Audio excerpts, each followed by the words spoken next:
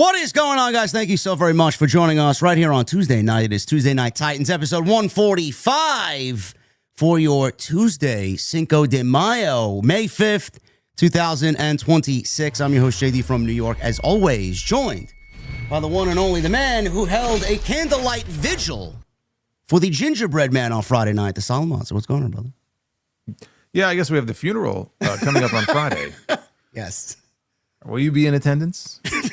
I guess we all will be, right? We'll all be in attendance. Yeah, Maybe we'll say a we'll few be words. in attendance. Unfortunately, we'll be in attendance. It's our job to be in attendance. I'm gonna get my eulogy planned. This is terrible. You know, I hate to sit here and say that I was actually amused when they put the graphic up with the really sad music in the background. And they said, rest in pieces. And Joe Tessitore was doing everything in his power not to just, crack up. Because this is a serious guy, man. I mean, this guy's doing college football games, and now he's sitting here narrating over the death of the gingerbread man. Like reevaluating his career choices. Are we sure Vince ain't booking the show, man? He's slipping notes to somebody. Rhonda did say that Bruce is his avatar, and he's still there, so you can't rule it out completely.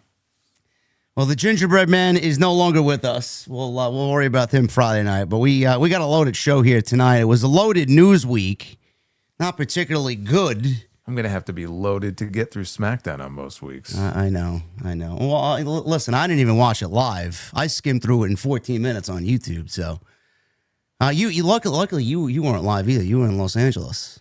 I was where I was, and Yes, I had other obligations that were far more enjoyable than 3 hours of SmackDown. Yes.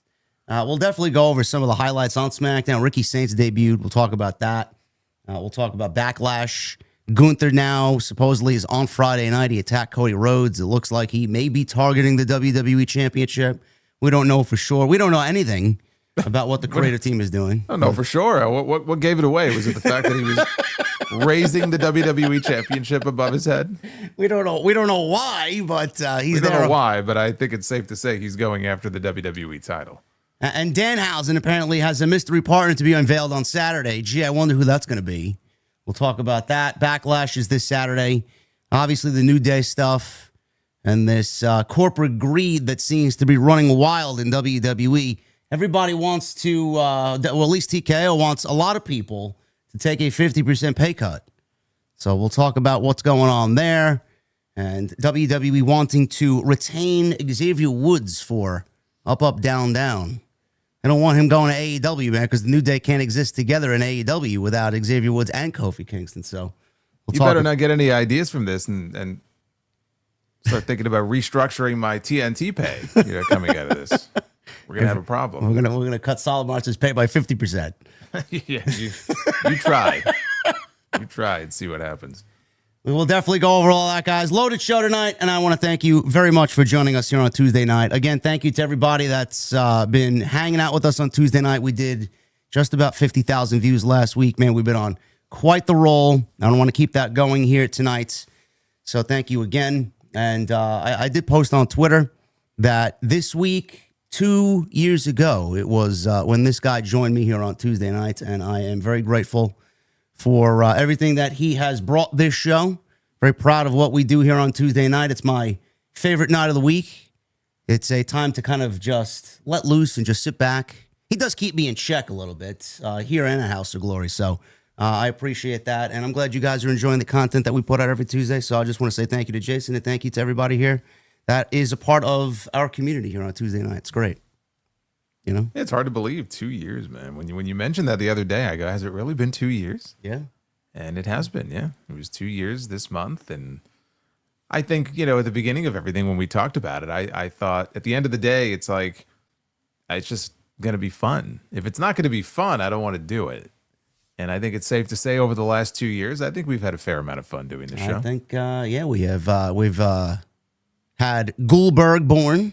Mm-hmm. Amongst the many other things that I can't really think of right now because I'm jet lagged. We busted out some tiny violins along the way and put my glasses on and put you in place on the John Cena stuff. Yeah, there's a lot of great TNT highlight reel moments. So again, thank you guys for all of the excitement and fun here on Tuesday nights and much more to come. So you guys are just making this show bigger and better. And, I usually I'm a humble guy, but, fuck it. This is the best two-man show in the entire space. I say it all the time. And I firmly believe that. So thank you guys for everything. Programming note. I mentioned this to Jason. I forgot to mention it tonight because I'm just very brain exhausted. I'm sure we'll talk about it. But next week, Tuesday night, I will not be here. So the show will not be taking place. I will be on Long Island in Huntington. I will be attending the first show this season for Alter Bridge's new album, touring. So I got a concert out on Long Island. I will be there in attendance. I will not miss it because they're playing the new album. I haven't heard any of the new album stuff live yet, so I'm very excited about that. So we will. I think we'll be rescheduling the show for that week on a Thursday, but I got to talk to Jason and see what the schedule is. But we will keep you guys posted. So I apologize in advance. There'll be no TNT next week, so you guys can watch NXT freely without us intruding on your NXT. So that's that. Keep you guys posted on that. Support the show. Super chats are open. Thumbs up. 1,000 likes is the goal always. Get those in. Comments, leave them. Helps us out in the algorithm. And if you guys want to follow Jason, many places to do that. Not only does he have the sound off on Sunday, he's got Uncrowned on Tuesday, and you can follow him on social media. Right down below, I linked his YouTube channel and all of his social media down below. So make sure you guys go do that. Uncrowned went up right before we went live, didn't it? Yeah, it went up a few hours ago. I didn't get around to posting about it. I didn't have a chance to post the links out until about an hour ago. So yeah, it went up a little earlier this afternoon and covers some good ground and a few smaller stories, including a mention. I'll mention it here too. Shout out to Chelsea Green. That was scary. Yeah. Reading about that story, I guess she had a little issue with an irregular heartbeat, and I guess she's had this issue for about a decade. And it's one of those things where you can't do anything about it until it happens, and they just weren't able to catch it until now. And so she had a heart procedure, which is always scary. But she is on the mend, and hopefully we'll see her back on TV soon. Yeah, anything with the heart is very, very scary. Don't want to deal with any of that stuff. But thoughts and prayers to Chelsea Green. Also, just to add on top of that, thoughts and prayers from Jason and I to AEW's Rebel with what she revealed this week.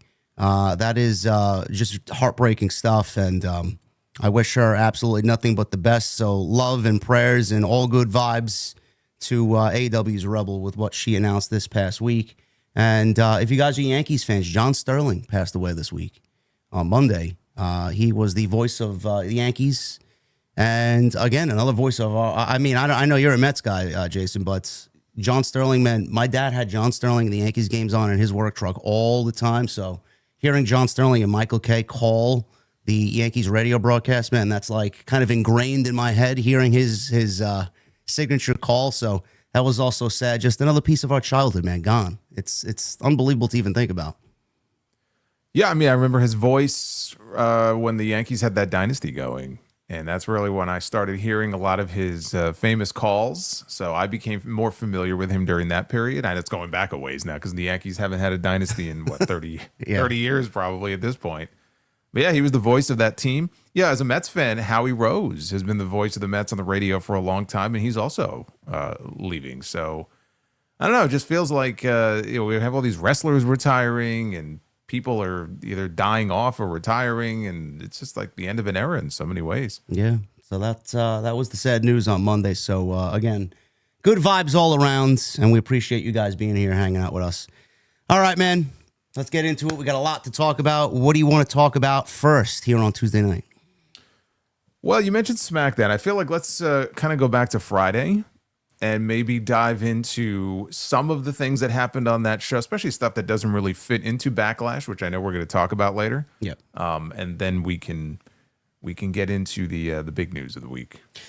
All right, Backlash we'll save for later. Let's start with the. You mentioned Ricky Saints. Yeah, Ricky Saints. He made his SmackDown debut. He happened to wrestle Cody Rhodes. May 1st was SmackDown from Tulsa, Oklahoma. He interrupted Cody Rhodes during the show opening promo, and Rhodes opened SmackDown by telling the crowd that he had met with WWE medical staff and Nick Aldis and that he's been medically cleared tonight for Friday night. And Ricky Saints comes out to interrupt. Now, this is very familiar because when Carmelo Hayes got drafted to SmackDown a couple years ago, and he was the #1 draft pick for SmackDown, he actually wrestled Cody Rhodes on his first night in as well, in a losing effort. But at the time, we thought if Carmelo Hayes is wrestling Cody Rhodes, that says a lot about what WWE thinks about Carmelo Hayes. Now, it took him a little bit to get his feet going, but so we thought. Yeah, so we thought. Took a while. Yeah, and then he ended up missing WrestleMania this year on top of it. But Ricky Saints doing the same thing. Now, we all know of their personal relationship, and I'm sure Cody Rhodes had a helping hand in getting Ricky Saints into the WWE anyway. But Saints grabbed the microphone and said, they boo what they don't understand. I'm the hottest, newest, flyest free agent in the business. If you don't know about me, you better ask about me. I'm young, successful, and rich. I'm everything your baby mama wishes you were. Now, I'll stop there, Jason. I watched the match itself. The match was fine. But the one thing I took away from the entire segment was Ricky Saints coming on out, and it didn't really feel like the crowd in Tulsa gave him much of a reaction. Did you find that to be a little off-putting there for Ricky Saints' debut on Friday night? Yeah, I mean, he didn't get the superstar reaction that you would hope he would get, like some of the other NXT call-ups have gotten. Even Sol Ruka a few weeks ago, right? She got a great reaction coming out. He didn't get that.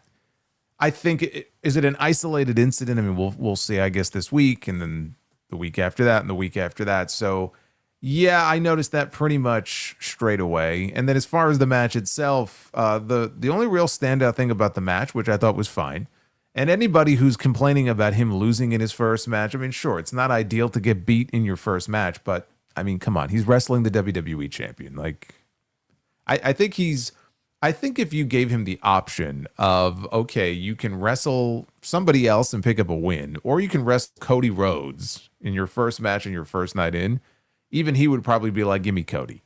And he knows what the score is and how it's going to end. And the other thing that stands out to me is how he took that crossroads. Did you see how he took that crossroads? Yes, he got planted. Dude, like, and here's somebody who has a history of a broken neck, and I'm watching him get spiked into the mat, and I'm like, holy shit, can we please, like, not break this man's neck for a second time? Yeah, so in a losing effort, he sold that great 1, 2, 3. Cody wins. It was after the match where Gunther showed up and applied the sleeper hold on Cody Rhodes, and he laid him out. And we talked about this in the sound check. We got the situation with Gunther now possibly going over to SmackDown and eyeing the WWE Championship. He held the WWE Championship over his head. And nothing's been made official for Backlash. Obviously, I think the entire card that we've gotten is the card we're going to get on Saturday. I don't think Triple H is going to add anything, even though we have one Friday Night SmackDown left. This more than likely will be safe for Clash in Italy or Night of Champions, being that the rumor is Roman's not going to be working the month of June. What did you make of Gunther moving over to SmackDown, Jason? Because my first thought was we just saw him on Raw. He wrestled Seth Rollins. They may kind of play the Paul Heyman factor into this, and this be the favor for Gunther from Paul Heyman. I don't know how they'll weasel that, but what did you make of Gunther potentially going over Friday Night SmackDown? I feel like they're bouncing him around like a ping pong ball and don't really know what to do with him. So now he's on Friday going after the big guns. What do you make of that? I mean, I like the move. I like the move because it was clear. Here's my takeaway from this. Randy Orton may have a legitimate injury. Like, because to me, it doesn't make any sense that you would have him punt kick Cody in the head to close out WrestleMania Night 1 and not follow up on that. That just doesn't make any sense at all. So we may be looking at a legitimate injury that may keep Orton out for a while. And so if they need a challenger for Cody, and they don't have anything great for Gunther to be doing on Raw. They were teasing a match with him in LA Knight last week, and that clearly has been dropped. And if I'm LA Knight, I'm probably thanking my lucky stars because we know how that would have gone. And so it's like, well, what do you do with him? And I'm like, I'm not against the idea of Cody and Gunther. My whole thing, though, is that if you're going to do it, first of all, Clash in Italy is the perfect place for it. I feel like that setting is the right place to do at least the first match between them. My thought process is, if you are going to do this match, though, how does Gunther not win? Yes. He has to win. Yes. Otherwise, what's the purpose in even doing this and shifting him over to Raw? Look, we're in a very weird situation right now where the person challenging for the World Heavyweight Championship on Raw is a SmackDown talent, and it looks like the person challenging for the WWE title on SmackDown is a Raw talent until they say otherwise. So this whole thing is just completely weird, and it feels like they're throwing shit at the wall just to see what sticks. But if you are, and you mentioned Heyman, Did you notice Heyman was in the background during one of the backstage segments on Friday talking to Nick Aldis? Yeah. Okay. So I see that, and to me, it's not hard to make sense of it. Not that Heyman is getting him a title match, because that doesn't make any sense. Cody Rhodes has been on television saying, I'm not hard to find, I'm hard to beat. That's like his new catchphrase. I don't think if Gunther showed up one week and said, hey, I want a title shot, Cody's going to be like, well, I don't know about this. I have to check with my boss first. Like, he can get a title shot, but maybe it's a matter of Heyman getting Gunther officially, kind of a made member of the SmackDown roster. And that, I could at least understand that.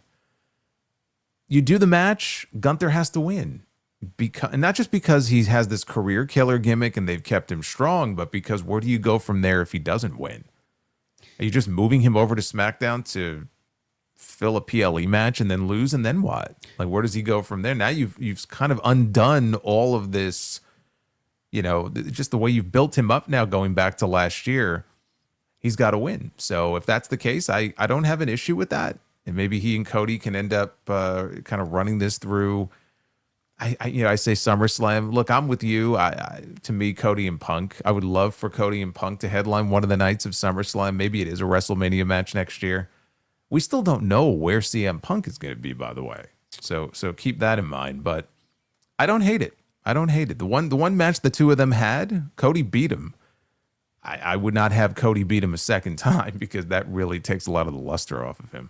Well, it's kind of up in the air. How many times? I mean, we can count on one hand since Cody's gotten back to the WWE. How many times he's lost in a singles match? He's lost a few times.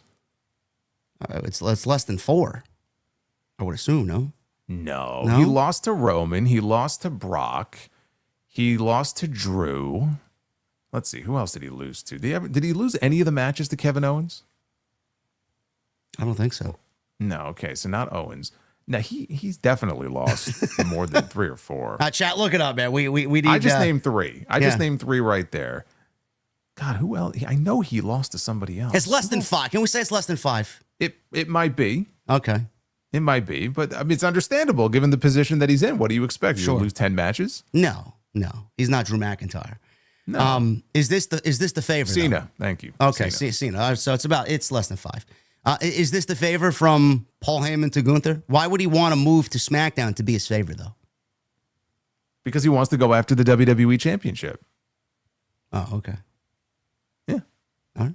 I guess it's not him getting him the title match per se, but it's like, him getting him officially moved over to SmackDown, which then allows him to challenge Cody for the title. And look, I know it doesn't make a lot of sense in that. Look at Jacob Fatu. He just shows up on Raw and he's getting a title match anyway. But let's put that on the side for a second. As far as favors go, if we assume Brock Lesnar really is retired, that would be the favor. Getting him moved over to SmackDown. Seth Rollins beat him too, so it is 5. Okay. Yeah. I mean, Cody's lost a few times. Okay.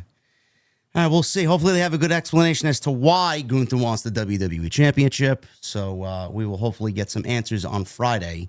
But that is the current plan. As far as CM Punk, the rumor is that he is going to be shifted over to Friday Night SmackDown. And I do think that with this mystery partner in Danhausen and his tag team match with Kit Wilson and The Miz, it's probably going to end up being CM Punk because of their real-life relationship. I'm assuming think it's going to be CM Punk? Yes. This is what they do with CM Punk coming out of WrestleMania. He teams with Danhausen. Yes. This spot is tailor-made for Royce Keys, dude. Like, Royce Keys can You go want in there Royce Keys to be Danhausen's part ass. after he was just shown backstage with Jacob Fatu. You want him to be Royce Keys. He was also shown backstage with Solo Sikoa. So if you were to ask me, would I rather see him in this situation? Yes, I would. It doesn't have to be a long. I'm not saying that you put him and Danhausen together as like a tag team, like Powerhousen. I'm not saying that. I'm just saying like he could be. Oh God! You just gave them an idea now. See, it's going to be that. I take that back.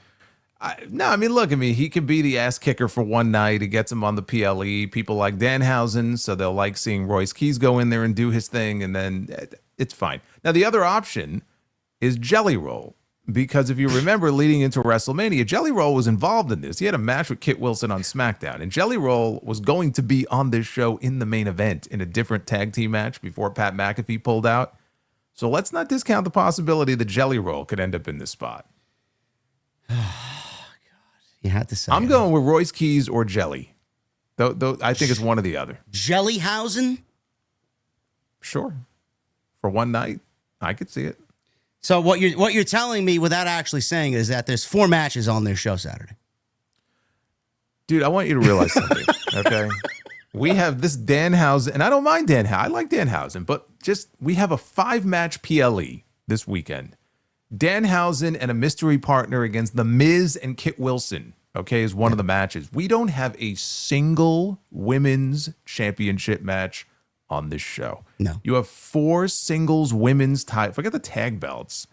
Liv Morgan, not on the show. Rhea Ripley, unless they add something on Friday at the last minute. Rhea Ripley, not on the show. Tiffany Stratton, not on the show. Becky Lynch, not on the show. You have 4 women's titles. You can't find room for one of them to be defended on this fucking show? Why didn't they? I don't understand why they didn't give us Charlexa and Rhea versus Fatal Influence. I would have taken that on their show. I mean, at Backlash, that's a TV match. It's better than fucking Jelly Roll. I'm not saying that, but I'm just saying, like, realistically, they're not going to put that on Backlash. Oh, my God. But you have 4 championships, and you can't find room for one of them to be defended, but you have room for this? I don't know. I don't know what the fuck's going on over there. It's just very depressing now, just speaking it out. Ridiculous. So we got that. We had elsewhere on SmackDown, Danhausen, Royce Keys. He wrestled. He beat Angel in like 2 minutes, probably less than that. Sami Zayn, he murdered the gingerbread man. We got a match. What happened? I said he did. He did. He murdered the gingerbread man. Yes, it was cold blood. And then they had Trick Williams make the save for a mannequin. Yes, there was nobody in the suit. It was just a gingerbread dummy. Yes. Yeah. And he made the save. Yeah. This was a very odd segment, to say the least. It felt very Vince McMahon-esque. But that's what they got Sami Zayn doing. So the United States Championship's on the line on Saturday. Hopefully they get more than 8 minutes at Backlash. I'm hoping they go at least double that. We'll see what happens. I hope they do another one of those videos that like they did 20 years ago, where they get all the people on the card to just record themselves on camera going Backlash as they zoom in on their face. Remember that? I did. I saw Danhausen recreate that on social media. Okay, but we need something like that where everybody, like Roman and Jacob and everybody on the card, has to kind of redo that. I would like to see that. I think that'd be cool. At Backlash. Well, they don't do anything fun anymore. No, they don't know how to. I think they forgot how to have fun, really. JC Jane, what'd you make of her second week against Charlotte Flair? I think JC Jane is very good, and I think JC Jane has done very well so far. She's already had run-ins with Rhea Ripley, and now she got a pinfall win over Charlotte Flair. So I think she's being set up very nicely, as Sol Ruca is on Raw. And JC has really, she's really come along very well compared to what I thought of her and her position a year ago. It's like night and day. Yeah.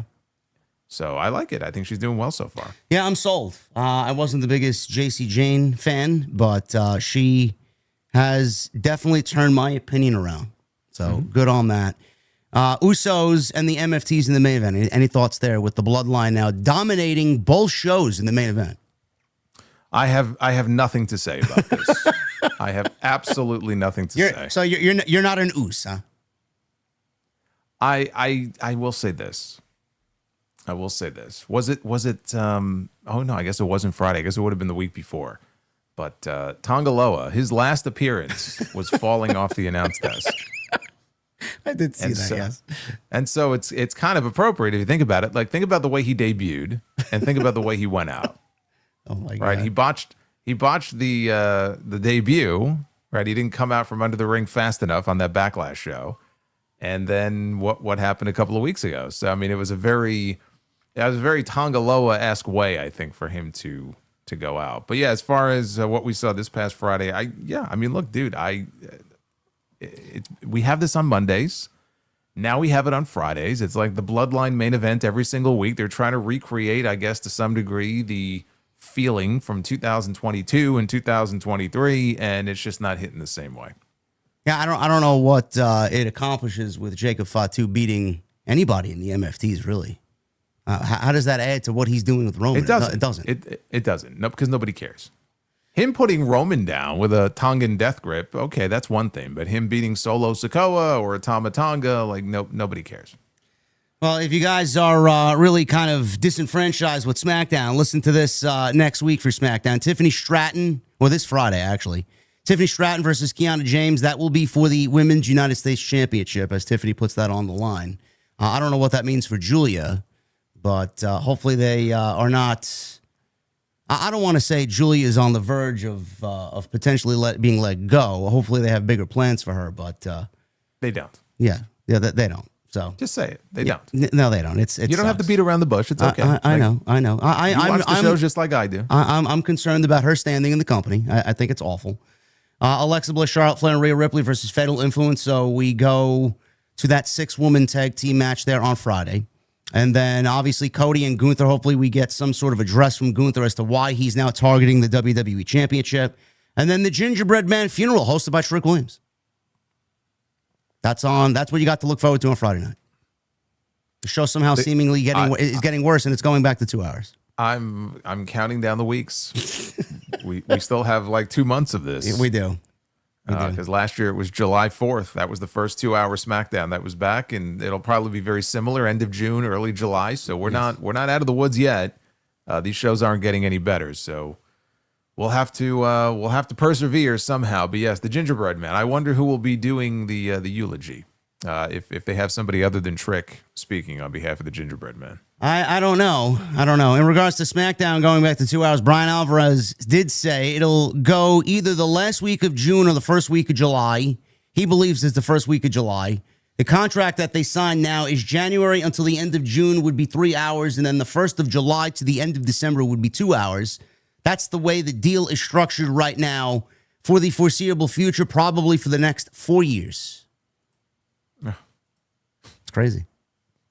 I don't know why, but that's what they want. Braun Strowman's show hopefully can last 4 years, so we at least have a reason for the show to go back to 2 hours. So we'll see what happens. I mean, they'll just come up with some, and I'm not saying Braun's show is crappy. I'm just saying if it doesn't survive, then they'll come up with some other crappy show to replace it. Yeah. So that's what's going on the SmackDown front. Other little minor WWE news and notes here. We had a injury report on Stephanie Vicaire. She is facing an extended absence from WWE TV due to injury. This according to WrestleVotes on Fightful Select. She's on the shelf with no return date known right now. Now, there were internal rumblings of a minimum 6-week absence, though that figure is described as speculation. There is optimism that Stephanie could be back for SummerSlam, but that is not guaranteed at this time. Stephanie's injury was confirmed as legitimate by Brian Alvarez following an angle on Raw in which Raquel Rodriguez and Roxanne Perez, acting alongside Liv Morgan, attacked Stephanie backstage. Roxanne rammed an equipment box directly into Stephanie's shoulder during the segment, with Michael Cole announcing on commentary that she had suffered a second-degree AC sprain and would be out for a bit. Now, the week before that, we saw Liv Morgan and Stephanie Vicaire kind of meet face-to-face in the aisleway after Liv wrestled Sol Ruca on Sol Ruca's in-ring debut on Monday night. We thought that we might be getting a championship match. That would have been a great way to add a match to the show on Saturday. But now that's not happening, and this theoretically, Jason, now leaves Liv Morgan without any real competition or number one contender for the women's championship on Monday night. Yeah, there's no obvious person to step in there, and I mean, unless you look inside the Judgment Day. Everything seems to be okay right now with Liv and Raquel. Roxanne, not so much, and then they're not ready to pull the trigger on that just yet. And Sol is going to be working with Becky. So, yeah, I don't know. I don't know who works with Liv in the meantime. Yeah, I couldn't figure it out either. They got Sol Ruca probably going after the IC title on that whole segment with Becky Lynch. Roxanne, which I like, by the way. I really like that move. Yeah, that's a good move for them. Roxanne's been teasing some kind of... You see the facial expressions that Roxanne Perez does with Liv Morgan behind her back. So I don't know if that's going to play out early or we're going to have to wait for Money in the Bank, because I know we talked about her possibly winning Money in the Bank. There really is nobody I can think of on that show either, unless it's going to be Io. Maybe they go back to Io after Io beats Asuka. Yeah, I mean, it's almost a situation where they may have no choice because they don't really have anybody else. I cannot think of who else would make sense in that spot. I could think of certain other women that are on Monday Night Raw, but you're not going to go with Maxine or Natty or Ivy or anybody like that. So who are you left with? Nobody really. I mean, it's a very tough situation. That women's division is a lot stronger than SmackDown's, but we will see what WWE's got planned there. Is it though? I think the pendulum may have swung the other way recently, which says a lot, honestly. And they're not even at full strength on Friday night. We got Jordan Grace hanging around main event. Bianca's out. It's crazy. Jade doesn't really have much to do over there. What is Jade doing? Have we even seen Jade since WrestleMania? Yeah, no, we haven't. I thought that they would go back to Rhea and Jade for a rematch. I still think they might. Obviously, it's not happening this weekend because, I mean, you have a show called Backlash. You would expect a certain number of rematches. I thought this would be, honestly, they were probably going to do Liv and Stephanie on this show. Yeah. Which is probably why we have no women's matches currently scheduled for Saturday. But with Stephanie's injury now, they just decided, well, we're just not going to have any women's matches on this show. Well, I don't know. I'm hoping that somehow they add another match on Friday night, but I highly doubt it. So we'll worry about that. We got a bomb alert here. Uh-oh. Let me look at my YouTube studio here. Yes, we do. From our residence VIP, Havili, with a $100 super chat from Brisbane, Australia. What's up, JD and Solomonster? Favorite Backlash pay-per-view, favorite Backlash main event, favorite Backlash PLE overseas, France or Puerto Rico. When was the first time you heard WWE acknowledge The Undertaker undefeated streak? Thank you, says Havili. Well, thank you, brother. I don't know, man. I'm not really kind of a big fan of Backlash. I just feel like it's like coming out of Mania. It's like, There's been some really good Backlash shows over the years. I go back, honestly, to even the one in 99 had a really good match. I would argue even better than their WrestleMania match between Austin and Rock in the main event. But Backlash 2000 was awesome. Backlash 2000, I mean, you had Rock and you had what should have been the WrestleMania main event. You had Rock and Triple H and that great match, that great ending. But there was like a really good cruiserweight title match with Dean Malenko and Scotty 2 Hotty on that show. I want to say there was something on that show with Jericho and Benoit, I believe. That I just remember that being a really good one. As far as, I mean, France or Puerto Rico, I got to go Puerto Rico. Yeah, I got to go Puerto Rico too. Yeah. And what was the other? He said favorite Backlash pay-per-view, favorite Backlash main event, favorite Backlash PLE, France or Puerto Rico. When was the first time you heard WWE acknowledge The Undertaker's undefeated streak? Backlash 2007 had a really good four-way match with Shawn Michaels, Randy Orton, Edge. God, who was Cena and John Cena. If that isn't the best, it's pretty high up there for me, but I don't remember every Backlash main event, dude. Like, it's offhand, it's hard. I'm sure I'm forgetting some. As far as The Undertaker, I think the first time I ever heard any acknowledgement on commentary of him having some sort of undefeated streak was probably when he beat Triple H in 01 at X7. And I think that was when he went 9-0. That was the first time I ever heard them mention it. That's a good question. I don't even remember when they started to acknowledge that. Maybe when they got to double digits, 10-0 maybe? You think 9-0? No. Oh no, it was definitely 9-0. 9-0? Okay. Yeah. Huh. Yeah, we'll have to look that up, Havili. That's a very good question. Those international shows, the France crowd with AJ and Cody. I know Cody just retweeted something about Backlash and took a clip of that and posted it on social media. That was crazy, the reaction for AJ Styles. But that Puerto Rico crowd, man, I find myself from time to time when I see it kind of posted on social media, just kind of getting lost in the moment with Bad Bunny coming out. Man, that crowd was fucking unbelievable. Oh yeah, I mean it was tremendous. Yeah. But I mean, to answer the question, the best Backlash main event to me still 2000, Rock and Triple H. But again, that four-way in 07 was very memorable, and again, Cody and AJ, and that crowd. Yeah, definitely. Very, very memorable. Well, brother, thank you very much, Havili. We appreciate you being here as always, and thank you for the unbelievable generosity, man. Outside of that, we continue on here. AJ Lee now not with the WWE currently in anything important. She's taking some time away. According to WrestleVotes on Fightful Select, a WWE source has indicated that AJ Lee's creative at this time is effectively done. There is hope internally that she will return for more programs and matches in the future, with a SummerSlam appearance among the possibilities being discussed within the company. No formal plans are in place currently. She returned in September 2025 in Chicago. Obviously, we all know what that's involved with Seth Rollins and Becky Lynch in that mixed tag team match at WrestlePalooza.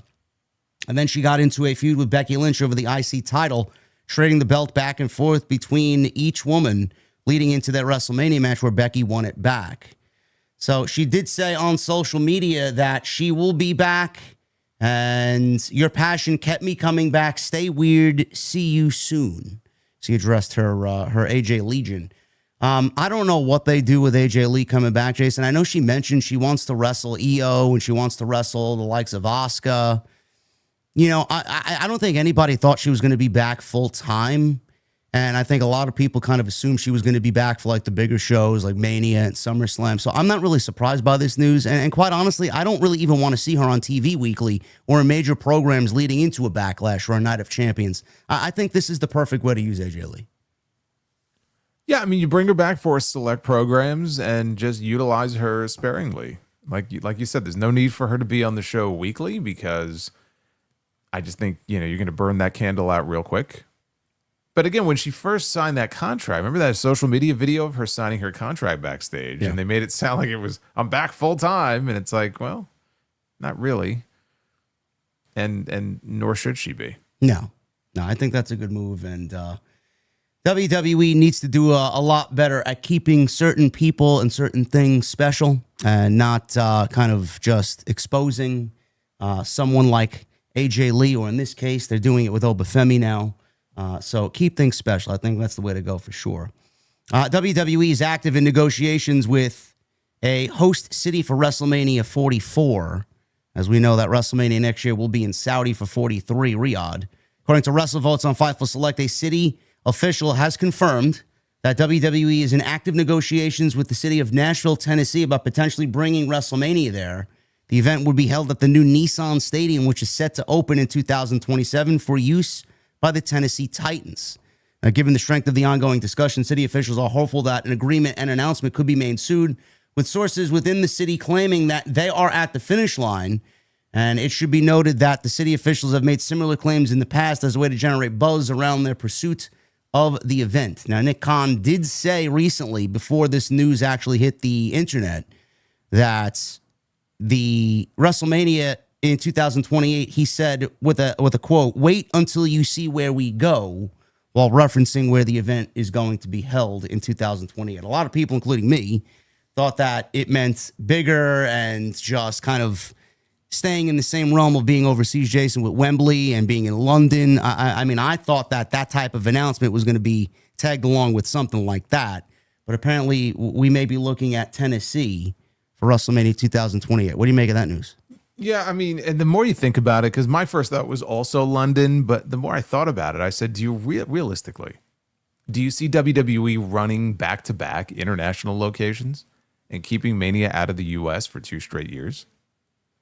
Probably not. No, I mean, London. I mean, London's a great city. They could do everything they need to do over there. Sure. It's not like Saudi Arabia. Although there are people who even live there who I've seen comment like, no, Mania is not going to happen because the weather, it's too iffy. You could do SummerSlam there, but not WrestleMania. So I don't know, I don't know about that. But yeah, it's hard for me to imagine them doing 2 international locations back-to-back years for WrestleMania, but this is TKO. So at the end of the day, they're not going to be guided by, we should probably bring it back to the U.S. As I said on my end, they are going to go where they are going to make the most money. They are going to go with whatever the highest offer is going to be. It could be in the, deep in the tombs of Antarctica. If they were to offer them enough money, then bring your jacket. And that's where WrestleMania would be. That's kind of the era that we're in now. So realistically, it could be anywhere if somebody's willing to pay enough money. Yeah, I don't know. Are we just kind of thinking as a fan base way too big with WrestleMania going to London? I mean, is this ever going to happen? I mean, John Cena flat out went on their show and teased it a couple of years ago. You would think that at some point it would happen. I mean, look, I mean, again, people have mentioned the weather as a reason why it wouldn't work. I don't know that I buy that. I still think you could do it. It's possible. I mean, they've run stadiums here in the U.S. where it rained and they had bad. I mean, we had a rain delay during WrestleMania a few years ago. So to me, that doesn't wash. They'll do it. They'll do it there. They'll do it at Wembley probably at some point. I don't know when, but it's hard for me to fathom that before they get to WrestleMania 50, we're not going to have a UK WrestleMania. They got a rabid fan base over there. It's only natural. And they deserve it. Some of the best fans are from there. Atlanta's also discussed. Tennessee here in this news report being discussed. I know Orlando was mentioned. Indianapolis is due a WrestleMania, so we don't know when that's going to happen because they have a seven-year agreement with the city. So we'll see what happens. I'm waiting for that Wembley. I think that that WrestleMania and Wembley is gonna really be a great announcement. So we'll see what happens with that. Roman Reigns. Speaking of announcements, WWE made an announcement on Roman Reigns for the month of June. He was previously announced, and then all of a sudden, they pulled him from all show announcements in June. Now, Reigns was removed from the June 1st Raw in Turin, June 8th in Paris, June 15th in Baltimore, and June 22nd in London. He remains on the schedule for May 11th Raw in Knoxville, the night after Backlash. Regarding Roman Reigns being pulled from the June dates, says Dave Meltzer, the reason we were told is that he's not going to be on the Saudi Arabia pay-per-view, and thus there was no reason for him to be on TV building to that show. If he loses the title next week, of course, that would be a change, and there will be more to the story. If he retains, that's probably all it is. But Reigns is no longer scheduled for any television time in June. Now, Night of Champions takes place in June, which WWE confirmed on April 23rd. That's happening on June 27th, Night of Champions in Riyadh, Saudi Arabia. That is the second event of the year in Saudi Arabia after the Royal Rumble in late January. Now, there was a lot about this, Jason, where a lot of people kind of ran with a story. I don't know where it came from, that Roman and TKO were kind of at odds over his contract negotiation with all this talk about talent taking pay cuts. They kind of lumped Roman Reigns into that. I don't think this has anything to do with pay cuts. I think if Roman wants money, bro, I mean, they're not going to turn Roman. He's worth every fucking penny. Dude, how fucked do you have to be to honestly believe that of all the people they would go to and say, hey, we want to give you a pay cut and restructure things a little bit, that they would go to Roman Reigns before they would go to anybody else on that roster? They ain't going to Roman Reigns with anything about cutting his pay, because Roman, this is why they put the world title back on him, because Roman is one of the few actual draws that they have. What did he say last night? I negotiate with them? Yeah. I'm sure there's a little bit of art imitating life in there. So the idea that Roman, of all people, is being approached with this, to me, is just nonsensical. And it made more sense once I saw the Mike Johnson report from PW Insider, where he said, no, the reason that Roman was listed and then removed from those dates in June is because he was never supposed to be listed there in the first place. It was a clerical error on TKO's part, and they mistakenly listed him for almost every single Raw in the month of June. So apparently he was never supposed to be on any of those shows. Somebody fucked up, and when they realized it, they pulled the dates. So that's what he claimed. It was a clerical error. It's like when The Rock's contract lapsed at the end of 2004, and he was he felt disrespected that they never came to him to renegotiate a new deal because, it was a clerical error. They didn't realize that his contract was up. And so there were some hurt feelings there, and we didn't see him again for whatever it was, 7 or 8 years. I guess we'll chalk it up to a clerical error. It was a little weird to me that, you know what the weird part is? You mentioned some of the locations in June. They got this international tour coming up. So there's a Raw in Turin. There's a Raw in Paris. There's a Raw in London. And then nestled in between all of these is a Raw in Baltimore. And I'm like, what? Like, it's just so random. Like, they have this Baltimore stop in the middle of all these international dates. And I'm like, really? He can't show up in Baltimore? Well, AI is configuring their tour schedule. Maybe he got confused. I almost have to think that that's a mistake. I mean, how do you go from Italy to France to Baltimore to England? Does that make any sense? That's only a 7-hour flight. Who cares? Yeah, but why? Why sandwich that in there? It's so weird. Man. I don't know what's going on anymore. But yeah, that was humorous. A lot of people. Yeah, it was. But he has earlier today, I saw a few hours ago, I saw this note on the Observer site that Roman, they've released new dates for him, and he is listed, I think, for every single Raw this month. Okay. He just won't be on Raw next month. All right. Well, I mean, he did say following his win over CM Punk at WrestleMania that we're going to see full-time Roman at least through all the summer. So yeah, which is a lie. I guess he conveniently left out June, and someone ran with that and be like, all right, we'll put him on June, and then found out he's not going to be working the show. He lied. Yeah. He lied.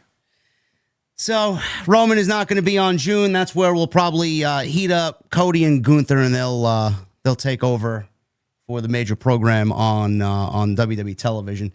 I don't know what they're going to do with the Bloodline stuff. You know, Roman, I don't think is losing the championship to Jacob Fatu. I don't know how long this program is going to go. God forbid we get Roman in Roman's absence. We get the Usos leading the charge with the main story on television with Solo and the MFT. I mean, I don't even want to know what's still to come on WWE TV going into June. But hopefully they have a plan with Roman being out, because the last time it happened, it really wasn't all that exciting. There's one NXT note here that I have, and it has to do with Jason's favorite wrestler of all time, Evil.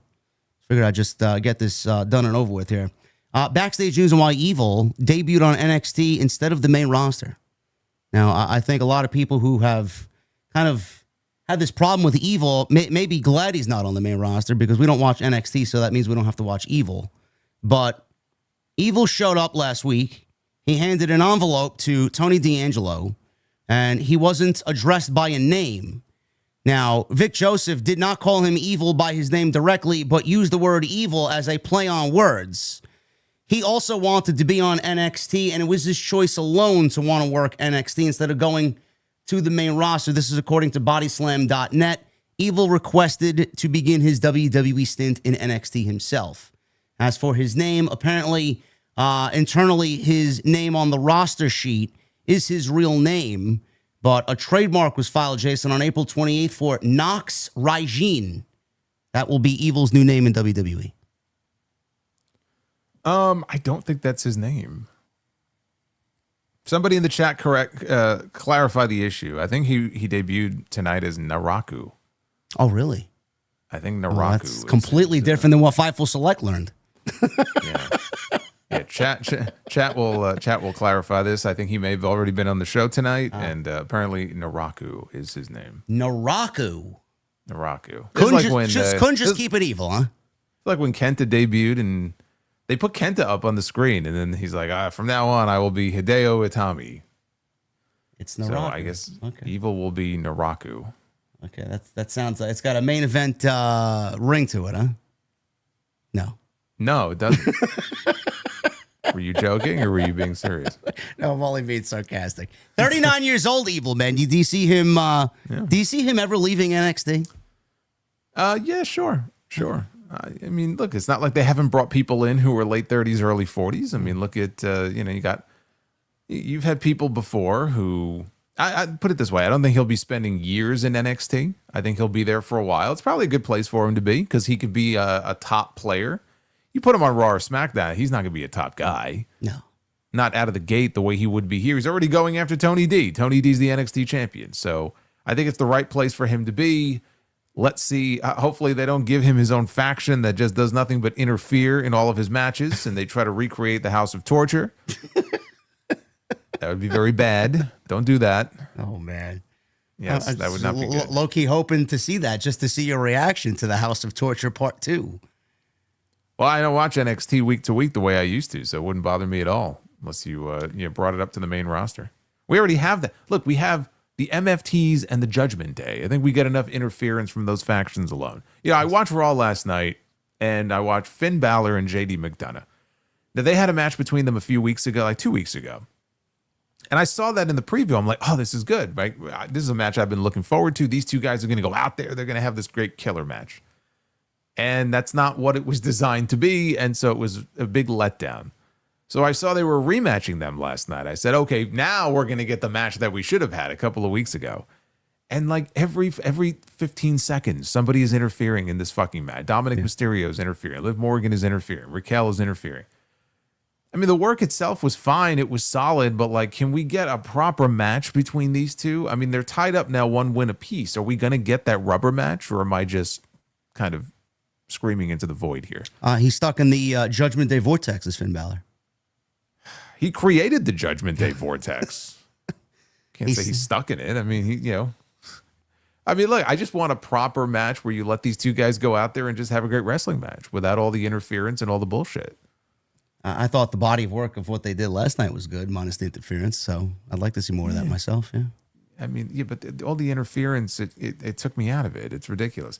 And since we don't really have a place to talk about this anywhere else, because I know we're going to get into a whole bunch of other stuff and then Backlash, and none of these people factor into Backlash. Let's just talk real quick here about Becky and Sol and then Oba. Becky Lynch interrupted a Sol Ruca contract signing last night, and they heavily implied that this is going to be a program now going forward. I like this a lot. I think that Becky is just the perfect person for Sol to work with, and I think her going after the Intercontinental title instead of the World title right away, I really like that. And I think that championship was made for someone like Sol Ruca. So I endorse that idea. I'm looking forward to seeing what kind of matches the two of them have. It was unfortunate, the slip up on the Soul Snatcher there at the end. It didn't get quite the reaction that they were probably hoping for. But I'm very encouraged by this. Lyra, I think for a while at least, they did Lyra a world of good working with Becky until they decided that they didn't really have anything else for Lyra to do. I feel like that's not going to happen with Sol Ruca. I feel like they look at Sol as someone that they could build a women's division around in the next few years. Yeah, I like this myself too. And again, a testament to how important Becky Lynch is. I know she's a 3-time IC champion, and I know we went back and gave her that championship. A lot of people question why, including us. We knew eventually it would go back there, but if Becky is using this as a vehicle to help the future, then I can't really find a problem with it, because Becky, when she went to NXT and worked with Tiffany Stratton, that was number one. I thought that was some of the best work of her career. Now she's doing this with the IC title. I think this is some of her best work, even on top of that in her career. So I can't hate on what Becky Lynch is doing. I think she's one of the bright spots in that entire women's division on both Monday and Friday night. Yeah, and again, kind of helping to give a nice push to the future, I think, is what really is left for her to do at this point. She's commented, I think, and said that this contract will be her last. So we don't even know how much, in terms of like how many more years she's going to be actively doing this. Probably not very long. So she uses this time to work with some new faces she's never been in the ring with before, and then basically put them over. I can't think of a better way to use someone like her. She's still one of the biggest female stars and attractions that they have in the entire company. So I like it. I like the pairing a lot. As far as the Oba Femi Open Challenge, I don't know I didn't get to hear what your thoughts were about it last night. I liked what they did. I was a fan of it was 2 minutes long, but I mean, I was a fan of what they did with Oba and Otis. I saw Tozawa at first, and I said, "You've got to be fucking kidding me." Well, we wouldn't be surprised if they did that, but they trolled us. Right. And I think I even joked about that on my show last week. I said, "Well, it'll be like Tozawa," and so it ended up being Otis. It was short, which it needed to be. Did not need to go any longer than it did, and it gave Oba a chance to show off some of his power. He tossing this guy around and power bombing him, and the fans were going nuts for it. So that's fine. And I liked what they did last night, but they don't have a roster full of Otises. So if they're going to do this weekly, which by the way, I don't think this has to be an every week thing, but if they're going to do it on a weekly basis, they're going to have to pull from people outside of Raw. They're going to have to pull people maybe from NXT, from SmackDown, who want to step up and, try to make themselves famous. So I just hope they're very selective going forward in who they pick, because if it's just going to be people like Otis and Tozawa or Angel and Berto, and they're already doing that on SmackDown with like Royce Keys beating some of these guys, that's going to get old real quick. Like, I was a fan of what they did last night, but I may not be in 2 weeks. So I just hope they're very selective in what they do, and it can just get them to Night of Champions, because I stand by what I said, where if they do King of the Ring again, I think Oba is the perfect person for that. So if you're only going to do this for like 6 weeks, that's fine. I don't want to see him doing open challenges, though, when we get to July and August and September. I think that would be ridiculous.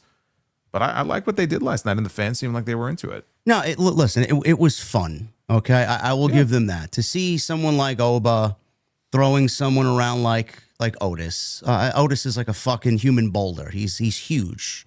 He's very round. He's 350 pounds. So to see it, it's physically impressive. Yeah, yes. He's physically impressive. So my problem with it is I feel like WWE not only is moving backwards with Oba, because clearly they don't have a plan and they're just biding their time until they figure out what they want to do with this guy and when they want to put a championship on him. These squash matches, these enhancement matches, this would have been great before he actually got to Brock. My point that I made last night is it's fun, and for 2 minutes it gets the crowd to pop and everybody gets to see his entrance. But how am I, as a fan, supposed to be physically impressed with him beating Otis, who hasn't done a fucking thing on this show anywhere close to important? How am I supposed to be impressed by Oba beating Otis when he just beat Brock Lesnar 3 weeks ago?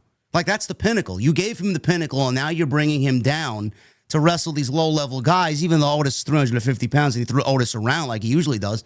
Fine. But what does that mean? What does that accomplish? So I said I'm waiting for a random Omos appearance, which should be fun, right? Yeah. And then maybe Sheamus. I know a lot of people like Sheamus coming out. That's something I'd love to see. And I think Sheamus would be in position to put the Oba over. Or who else did I mention? I mentioned Braun Strowman. We were talking about Braun Strowman last week. If they can manage to get Braun Strowman when he comes back for his TV show to kind of get him on the show, maybe have some tie-in for his show after SmackDown, I think that would be a good match. And even a little mini program with what he did with Bronson Reed last year. I think that would be fun for Oba. I don't know if he wants to do that or how much that's going to cost them to do that, but I think that would be the way to go here. You just named a whole bunch of names that, could occupy the next 6 weeks of this open challenge. That's my point. If they're selective in who they choose for this, you can have some fun matches out of it. Look, Oba was always going to take a back step coming out of WrestleMania. They chose to do him and Brock. You can't now turn around and say, well, maybe they shouldn't have done it, because I know I was behind the idea, you were behind the idea, and what we got with them at WrestleMania was great. But you also look at it and go, okay, we're going to be in this period now from Mania to SummerSlam where they don't have names like Brock Lesnar for him to work with. So he's going to take a back step, but how are they going to use him? What is the best way to use Oba Femi? And having him do stuff similar to what we saw last night is the way to go. The guy was running the ropes at one point. It looked like Braun Breaker running the ropes. He was going so fast, and he came off with this uppercut to Otis. I was like, holy shit, that was more impressive to me than anything else that he did in the match. And when it was over, I'm like, okay, that was an impressive showing for him. And that's what they should be doing right now. Now is the time that people are going to start to learn a little bit more about what this guy is capable of, because WrestleMania set the table, right? That was like, do I have your attention now? WrestleMania was them saying, okay, this guy is someone you need to pay attention to. And now we're in the here's why phase. And hopefully we'll get a little bit of that each week. I don't know when Sheamus is due back, but to me, that's a natural fit right there. We're 1 week as a surprise. Sheamus's crappy music hits, and then he comes out. And I would love to have a little mini program with them, not just one match, but even if it was just one match, what a banger that would be, for 5 minutes or whatever. So that's why I think there's potential in the open challenge idea, as long as they just pick the right people for it. But this was always going to be the case with Oba, dude. I don't know what any of us expected coming out of Mania if he was not going to be challenging for the World Championship, and we're not there yet. What else would you have him doing? I don't know. This at least gets him on the show. Gunther is someone else where it's like they built this guy up so much. He retired John Cena. He retired AJ Styles. If he doesn't go after Cody for the World Championship, where else do you go with him?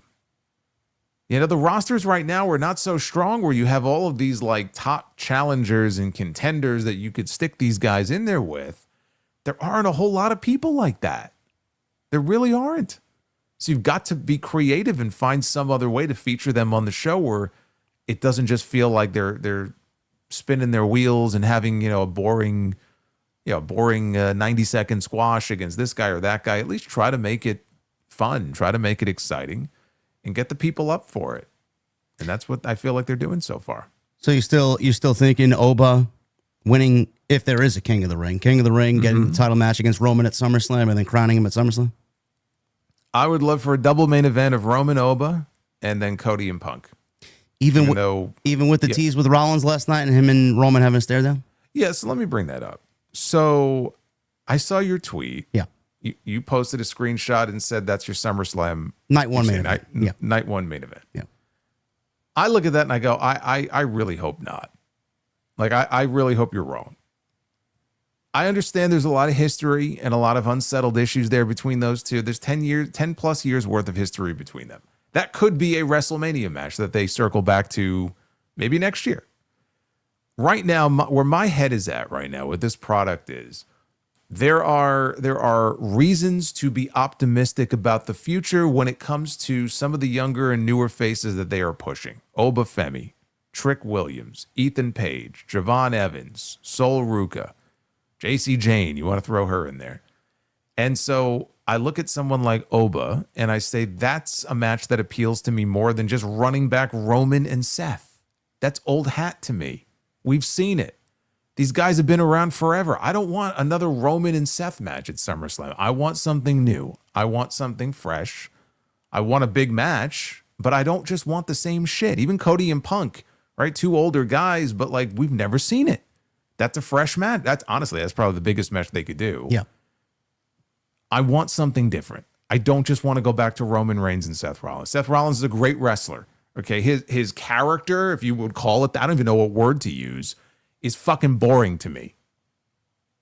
He's a weird one. Seth Rollins may be the poster child for, like, on the roster right now, he may be the best in-ring performer. He's certainly like top 3 in terms of in-ring performers, but there's absolutely nothing else about him or his persona or his character that speaks to me when I see him on TV. I don't know what he's supposed to be, especially when he was doing the heel thing and he was cackling and wearing the wacky outfit. Like, what is he supposed to be? I don't know.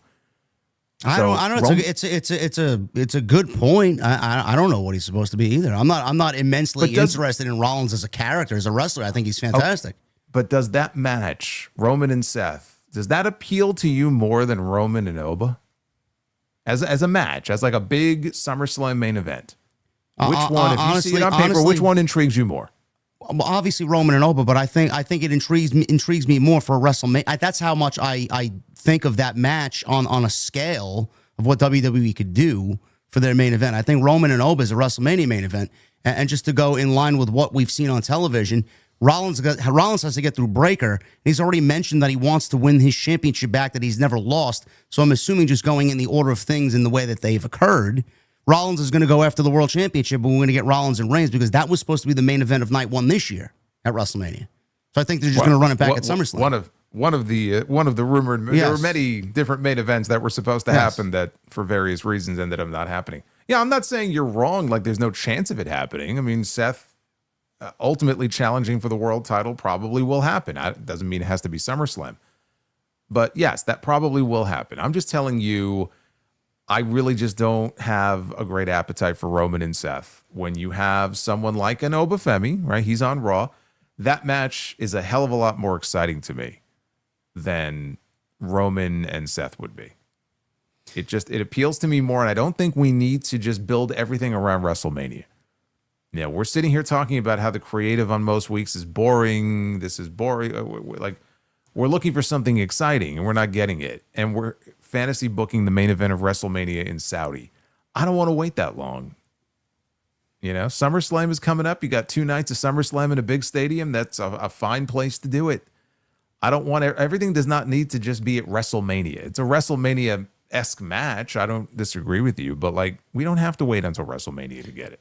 So if what we're talking about happens and Roman and Oba happens, Oba wins the championship, does Oba then become a little bit more humanized and they start booking him a little bit more normally like everybody else, instead of this dominating monster where they have to preserve who he wrestles and they got to throw these big, impressive guys at him to show how big and impressive Oba is? Do they finally humanize him at that point? Because let's be real, when he was the NXT champion, he wrestled low-level guys. He wrestled guys half his size.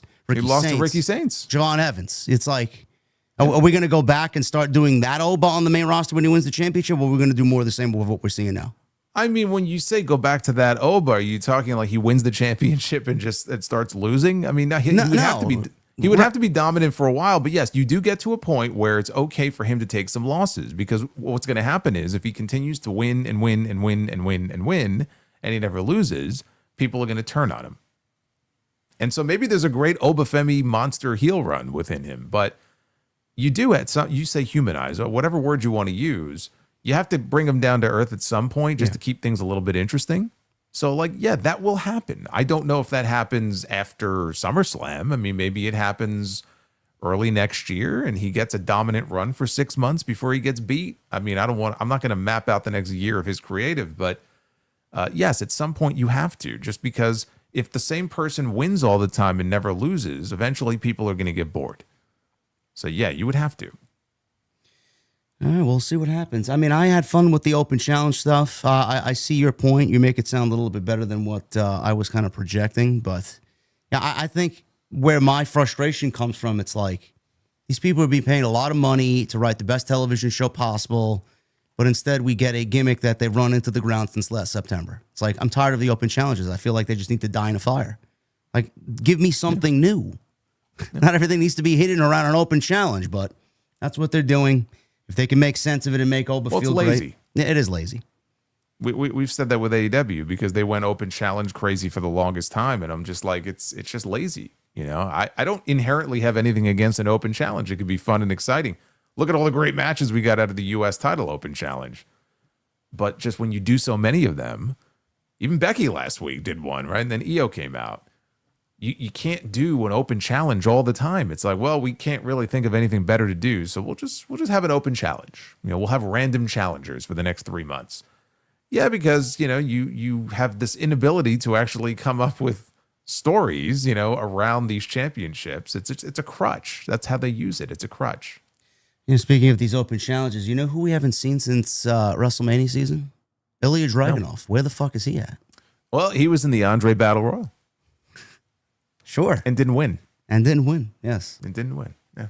Maybe he can be one of the guys that answers the open challenge. Maybe we get an Oba and Dragunov banger. That's another reason why I like, if it works out this way, the idea of Gunther moving to SmackDown, because then he would be on the same brand with Dragunov. Yes, there you go. I like the way you think there. We will talk about the other portions of Monday night with Rollins and Breakker, and then the contract signing between Roman and Jacob when we talk about Backlash. That'll be a little bit later in the show here tonight, so... other than that, Monday Night Raw was okay.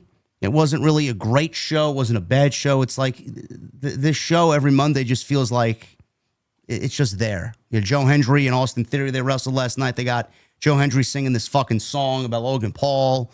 He even made a music video about it. It went viral today on Twitter. It's entertaining, and I like when Joe Hendry puts his stories into song, but, you know, it's the fucking vision. Who gives a shit about the fucking vision? I don't. I know Jason doesn't, but we'll definitely talk about the rest of Monday Night Raw. Io and Asuka had a great sit-down segment as well. We'll talk about that.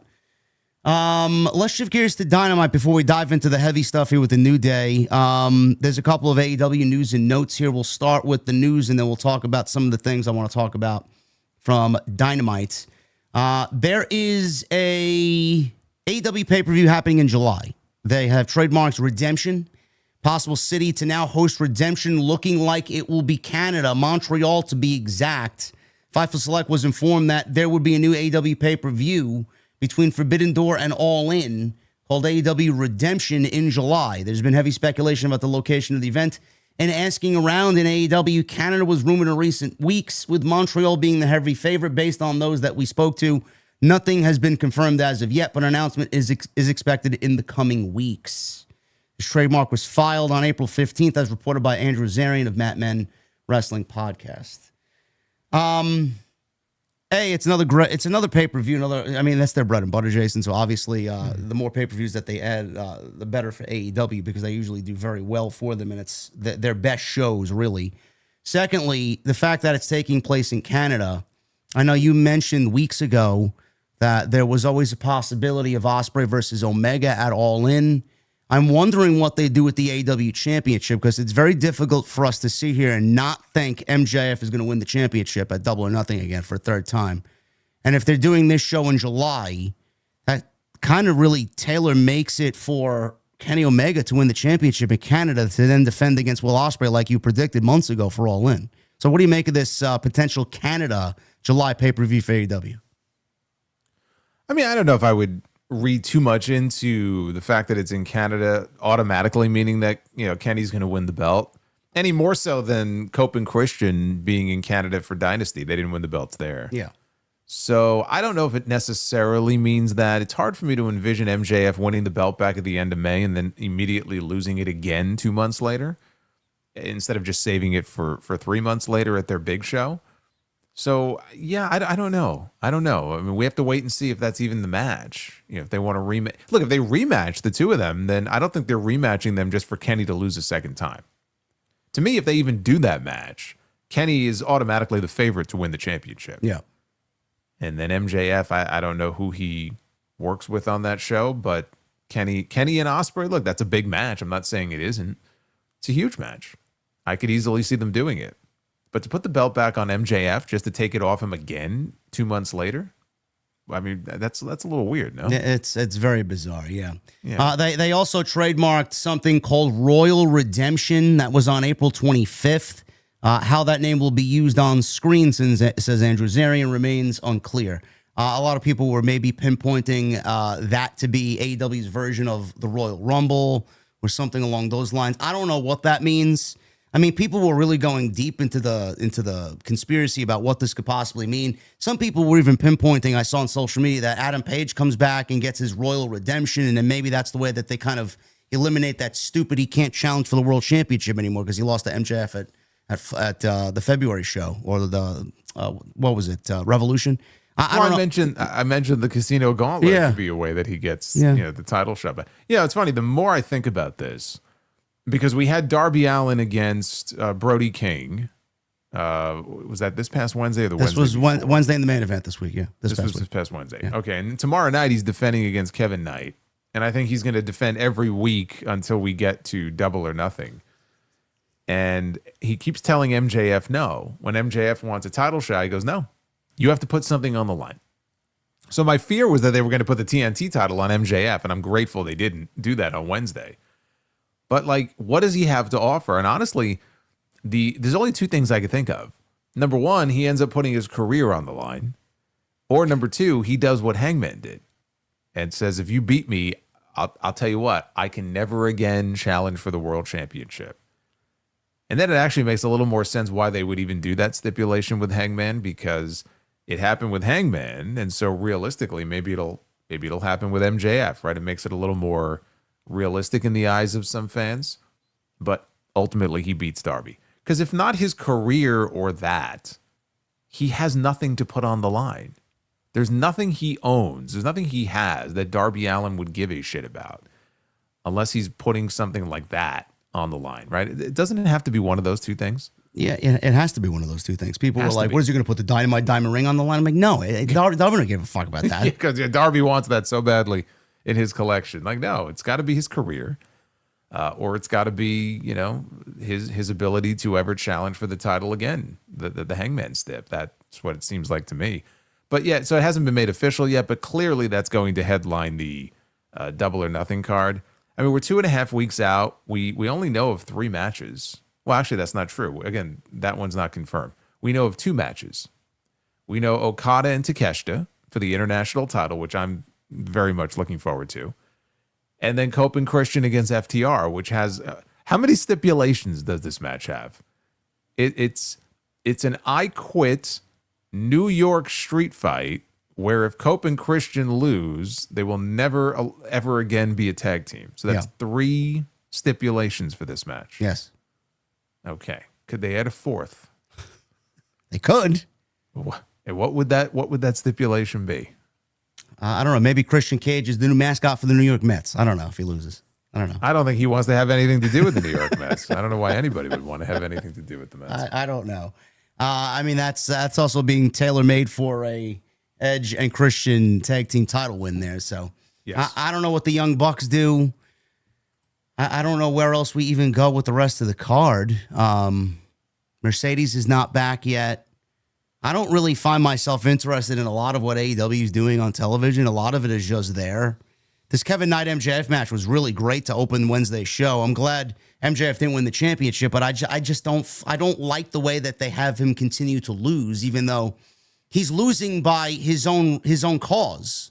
So I get it, which eventually it's going to lead to him mentioning probably what you mentioned, and him putting the fact that he never challenges again for the world championship just because he wants the world championship so badly. He'll put anything on the line, and that'll be it. But other than that, I can't really sit here and say that I'm blown away by anything that they're doing. Moxley and Ospreay, apparently they had a back and forth. I thought it was shot very well. I thought it was a good segment on Collision. I watched the video of it on YouTube. I don't watch Collision, but Moxley apparently is enlisting Ospreay now, and Ospreay's training with the Death Riders after they tried to kill this fucking guy a couple of weeks ago. I don't really understand where the story's going, but that's what I get out of it, that they're training Will Ospreay now. Moxley is trying to pull out of him the best version of him. He's trying to pull out the killer, which is why I still maintain that when we get to the Owen, it's Moxley and Ospreay. Yes. And when Ospreay beats him, like for Mox, it'll be like, okay, job well done, right? Now it's almost like now you have his blessing to go on and wrestle for the for the championship. But like, I was watching that segment and it was like, he goes over to Ospreay and goes, "Are you cleared?" And Ospreay says no. But then Ospreay says, "I have to go to Japan to wrestle with my," and they did, and they won, I think, trios belts in New Japan. And like he's talking, like he's not cleared, but I'm going to go to New Japan and I'm going to wrestle. So like I don't know, that doesn't say a whole lot about his intelligence level when it comes to this. If he's not medically cleared, he shouldn't be wrestling. Yeah, I did pick up on that too. I don't know why they do those things and leave those logic gaps in the show. Yeah, I don't know. It just makes the wrestlers look very dumb. I was intrigued by the segment, the way it was shot and the story they're trying to tell and like where they're going with it, an actual story. But yeah, there were definitely some logic gaps that when you watch it, it's like, okay, that's pretty dumb. Yeah, we saw Swerve Strickland on Wednesday night. Apparently, he's in a Wild West saloon or in a Wild West setting, and he's got a picture of Bandito. When he burns the picture of Bandito, apparently he's going after Bandito for whatever reason. That could be a match at Double or Nothing. Great match. Yeah, again, great match. But you have Darby Allin doling out title matches every week like they're candy on TV. Like, why would Swerve not show up and his first night in go, "I want to wrestle you for the championship"? Isn't that what he was wrestling Kenny Omega for, to find out who's going to go on to wrestle for the world title? Darby Allin's giving title shots out by the week. I know. It's a de facto open challenge for the AEW world title. Basically, Brody King, Kevin Knight. So Swerve comes back against the Ring of Honor world champion. Why? Did Bandito ever do anything to him? I don't think so. I mean, maybe he took his parking spot outside the arena. I guess it kind of goes in line with Swerve beating Brody King, and now he's going after his tag team partner. I don't know what's going on there with the correlation. But again, like you have this, we'll call it what it is. I mean, it's basically kind of an open challenge for the world title going on right now. It just would seem to me like it would be the perfect opportunity for Swerve to show up and be like, "Hey, I want to crack at that title." Yeah, I know why they're not doing it, because they don't want to do the match. I get it, but like logically, it's very strange. Elsewhere, I don't really know where any of this leads. We had Adam Copeland and Christian Cage versus Roppongi Vice. We had the ladies, the tag team champions, Megan Bayne and Alina Cross against Sheeta and Statlander. Statlander's kind of fallen off the face of the earth. I don't know what Tekla's doing with the world championship going into the pay-per-view.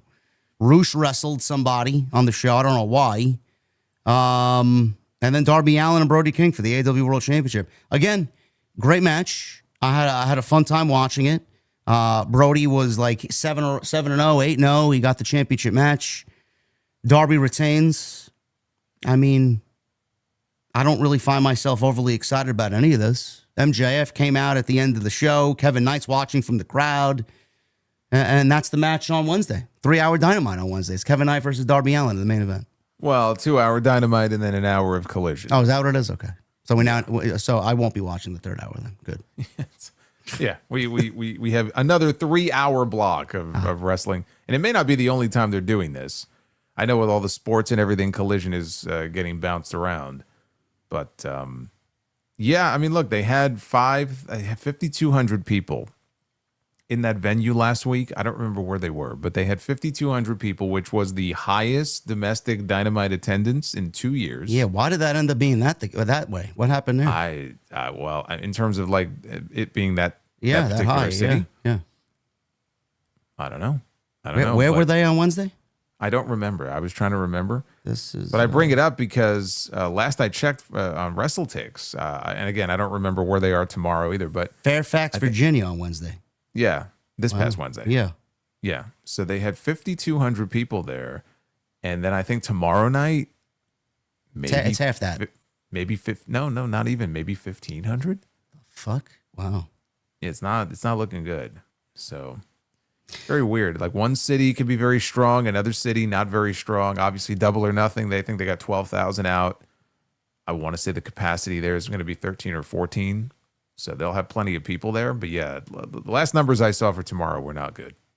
Well, Dynamite on Wednesday, we got Darby and Kevin Knight. That's for the AEW World Championship. TNT title will not be on the line. Dax versus Orange Cassidy. This is a double Jeopardy match. If Cassidy wins, he gets a tag team title match with a partner of his choosing. If Dax wins, FTR and Tommaso Ciampa get a trios title match against the conglomeration. Okay. I don't know why anybody's going to care, but I mean that's what's going on there. I can't bring myself to care about the trios titles. So no, you kind of lost me there. No, not at all. Other AEW news and notes here. We got a note here on Anna Jay. She addressed online rumors.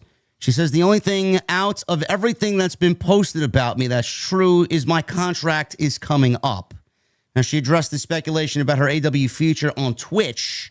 Speaking on her Twitch stream, Anna Jay acknowledged the reports circulating before identifying what she believes is the source of the misinformation.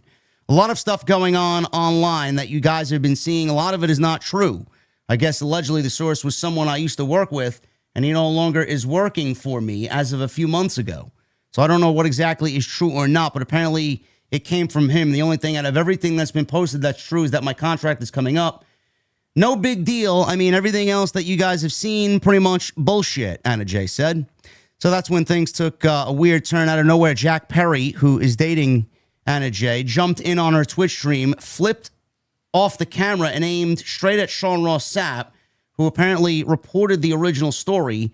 What followed from Jack Perry was, and I quote, well, in other words, after Anna Jay just finished speaking, Sean Ross Sapp, fuck you.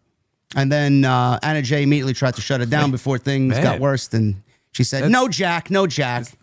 This is after the like a week after Zelina Vega said the same thing. And then Jack Perry followed up with this after he told Sapp to go fuck off. He said, get a real job, end quote.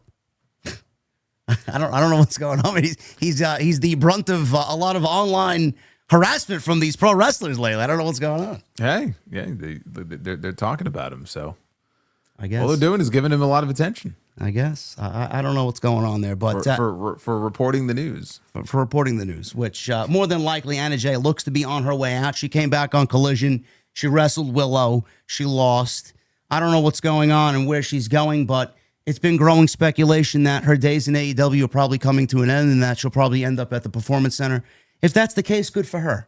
She's got a lot of potential. She hasn't really grown in AEW. She hasn't been used in AEW. So I don't know what is there, but I think if she wants to continue wrestling, I think getting out of AEW is a good first step. I don't know how you feel about that. Yeah, I mean, she's been there for a while. There's a lot of women who are ahead of her in that division. You know, they're stacked with talent and people who are better wrestlers than her. I mean, again, not taking away from her ability, but she's not in that elite class of the women's division. They just have a lot of people who are ahead of her. So she may look at it and go, okay, well, this might be as far as I'm going to get right now, and maybe I should just go somewhere else. I don't know if she's looking to, just kind of train at the Performance Center and kind of improve her craft that way. I don't know what's in her head, but yeah, I think it would probably be a good move for her. And then we'll see what's there, because right now I don't really see her position changing in AEW. Like they're not gonna suddenly push her into some prime position. I think for the TBS or the TNT or the women's title. If she's unhappy with the way she's being used, then leave. Yeah, simple as that. And Tony Khan's done a good job of bringing some people back that he hasn't used in a while. We saw Thunder Rosa wrestle for a couple of weeks. Camille just disappeared all over again. I don't know what happened to her. Sheeta's back, it looks like, every week now. So I don't know. I mean, that women's division is loaded, but he can't find television time over 4 hours of television every week for everybody. That's why Ring of Honor exists. But listen, like Jason said, if she wants more opportunity to go and wrestle elsewhere, it might be the best option for her. Little minor news and note here, and we'll wrap up with the AEW stuff. I know Malachi Black spent some time in AEW. He rejoined WWE. Aleister Black came back. After 1 year, he was let go as a part of the recent cuts. But there was an update from WrestleVotes, and they had something on Aleister Black here. The picture surrounding Malachi making a return to AEW was in the recent WrestleVotes notes. Sources within AEW do not believe Black will be back with the promotion. Fightful Sean Ross Sapp were separately told that the bridge is not considered burned for Malachi in AEW, though. I don't know how you feel, Jason. I don't even want to see him back there. Like, I mean, I don't know how they feel about him, but we heard a lot of rumor and innuendo. I think going back there is a step back for Aleister. I think we talked about this last week. Him and Selena would kill it on the indies. I don't even know why you would even contemplate that unless it's a financial thing. Well, they could still kill it on the indies and be in AEW. Sure. So, I mean, you could do both of those things. It comes down to what he wants. Does he want to sign a contract, or is he content to just go around and just kind of book appearances here and there on his own? You know, if he wants to make some real money the way he was doing in AEW and WWE before, then he would probably want to go back to AEW. Look, we don't even know like his mindset leaving AEW. He may not want to have anything to do with that place. You know, he left for reasons that he hasn't spoken about publicly. You know, you're reading that report saying that there's no burned bridges from their side. Does he feel the same way? Was there something that really upset him during his time there? I don't recall him ever talking about anything. I would imagine that he would be okay with going back if they were going to have him back. It comes down to whatever he's, you know, interested in. Does he want a contract? Does he not want a contract? I wouldn't mind seeing him back there, but I just can't imagine him going back there and being in a radically different position than the one he was in before. You can't imagine him showing up there and being treated like Andrade was returning to the company. I don't know. No, me neither. No. And Andrade is an interesting case because Andrade had been there previously and he left, and then he came back and he's been killing it. He's been having these killer matches. He's you know, over with the audience, even though he's supposed to be a heel. Yeah, physically, he's in the best shape of his life. He feels reinvigorated. He looks like he's having a blast. This is the version of Andrade that we didn't see in WWE when he went back there. No. So you never know. But do I see Black, if he goes back, having that kind of sort of career renaissance? I don't. I don't know that it's going to be any different than it was before. Think of the way he debuted the first time. You think it's going to be that again, where he's going to be targeting Kenny Omega and black massing him, and he's going to be in that upper echelon? Probably not. No. I don't know. We'll see what happens with Black. He's got 80 days or so before he makes his next move. So we'll see what happens there. Carlos Silva, he was actually on Busted Open Radio talking about a lot of the nonsense that happened last month in regards to TNA pulling out of matches that involved AEW wrestlers. Dave LaGreca interviewed Silva on Busted Open Radio, and he was asked, was Silva, about the situation that saw planned matches including Nick Nemeth versus MJF at Creator Pro, Leon Slater versus Ricochet at the Mark Hitchcock Memorial Show in Vegas, WrestleMania week, scrapped because TNA did not approve these matches. Silva says this, and I quote, "We're going to make decisions that are good for TNA, and we got to protect TNA. And we've had some other folks come at us, and they've moved into our nights. They've made some decisions. They've tried to block us in arenas and venues. And that stuff is real, and it's out there. And it's okay because everyone's got to make the decisions for their business, but we're also not just going to lie down and make decisions that are good for our business. And unfortunately, sometimes those decisions are tough, and we're very thoughtful about them. We try to do our best to make good when we have to make those decisions. And in this case of Nick and Leon and a few of the matches that we had to get shut down, we tried to make good and make calls and take care of the business as best as we could." Silva did not specify which companies he was referring to when describing those that have come after TNA, moved into their nights, or attempted to block TNA from arenas and venues. WrestleCon last week confirmed that TNA reimbursed the promotion for Leon Slater travel and hotel accommodations for his match with Ricochet that was pulled from the event. Yeah, that should have been a follow-up question. That would have been a pretty important follow-up question. When I heard him mention that about the arenas and them being blocked, and he goes, "Oh, that stuff is out there." I'm like, "No, it's not. That's the first time that's even been mentioned." So my very next question, if I was sitting there, would have been like, "Oh, really? Can you tell us more about that? Like, what can you tell us about that? Even if you don't want to leave out names." And I can't believe there was no follow-up question about that, because that would be the obvious thing to ask. I can't sit here and say that it hasn't happened, but the idea, it's out there. I haven't seen anything mentioned about them being blocked from arenas. AEW. I know he mentioned them moving on to their nights, but that was a Warner call. And that's, yes. I mean, he keeps coming back to that. That's not the first time he's mentioned that. So to me, I still think that's some bullshit cover excuse. But if that is really what kind of made him upset, like, what a dumb fucking reason to make the moves he made, as if it was an AEW call to run Collision on that Thursday night. We've seen Collision bounce around the calendar now for how many years? Right? They get moved into different time slots on Saturday. They get moved to Wednesday. They get moved to Thursday. It's not like Tony Khan is sitting there going, "How can we fuck over TNA? Let's move into their time slot." It's not even. It was like an hour overlap. I think it wasn't even like the full 2 hours. But yeah, the idea that, like, man, they move into our night, they encroach our territory, and it's like, okay, but you're going to hold it against them and the wrestlers that you screwed over by pulling from these matches, and the fans who paid money for tickets to see these matches a week out from some of these shows because they ran Collision on a Thursday. Like, I'm sorry, that doesn't pass the smell test to me. What a dumb shit reason. Well, he also addressed the fact that people called him a bitch online. He's like, "I got to hear from people online that I'm a bitch." And LaGreca's like, "Yeah, it comes with the territory, mate. Just move past it. You grow a thicker skin." But, I mean, at the end of the day, what does he want us to think? He doesn't give us any solid reason as to why he did what he did. So, of course, people are going to go and call him that. And I don't really believe anything he said either. MJF continued to call him a liar. You had some of the TNA talent stick up for him because they're employees of his and they work for TNA. So it's just this tit for tat, just petty garbage back and forth. I don't believe a fucking word he said in this interview at all. I didn't believe him the first time we heard this story. No, it just sounds like he's just covering for whatever the real reason is. You know, Matt Hardy was on Ariel Helwani's show, and he said that if it were him, these matches wouldn't have been booked in the first place, which is true. If this was going to be an issue, then they shouldn't have been booked in the first place.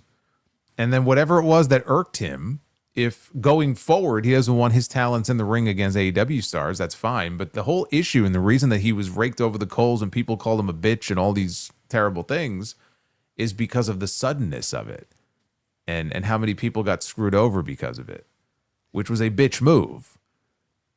Now, to be fair, he did make it. I think Michael Bukikio of WrestleCon mentioned this, but he did make it right as far as reimbursing him for, I guess, the hotel expenses and travel expenses that they were out for Leon Slater. And so, yeah, I mean, and it's the least they could do was to try to make the situation right. It doesn't change the fact that the whole thing still made TNA look very bad. And I still don't buy any of this nonsense. I don't buy that. I'm sorry. I don't buy that as an excuse. If AEW is encroaching on their Thursday night, which Jason said, and we talked about this already, it was 1 hour.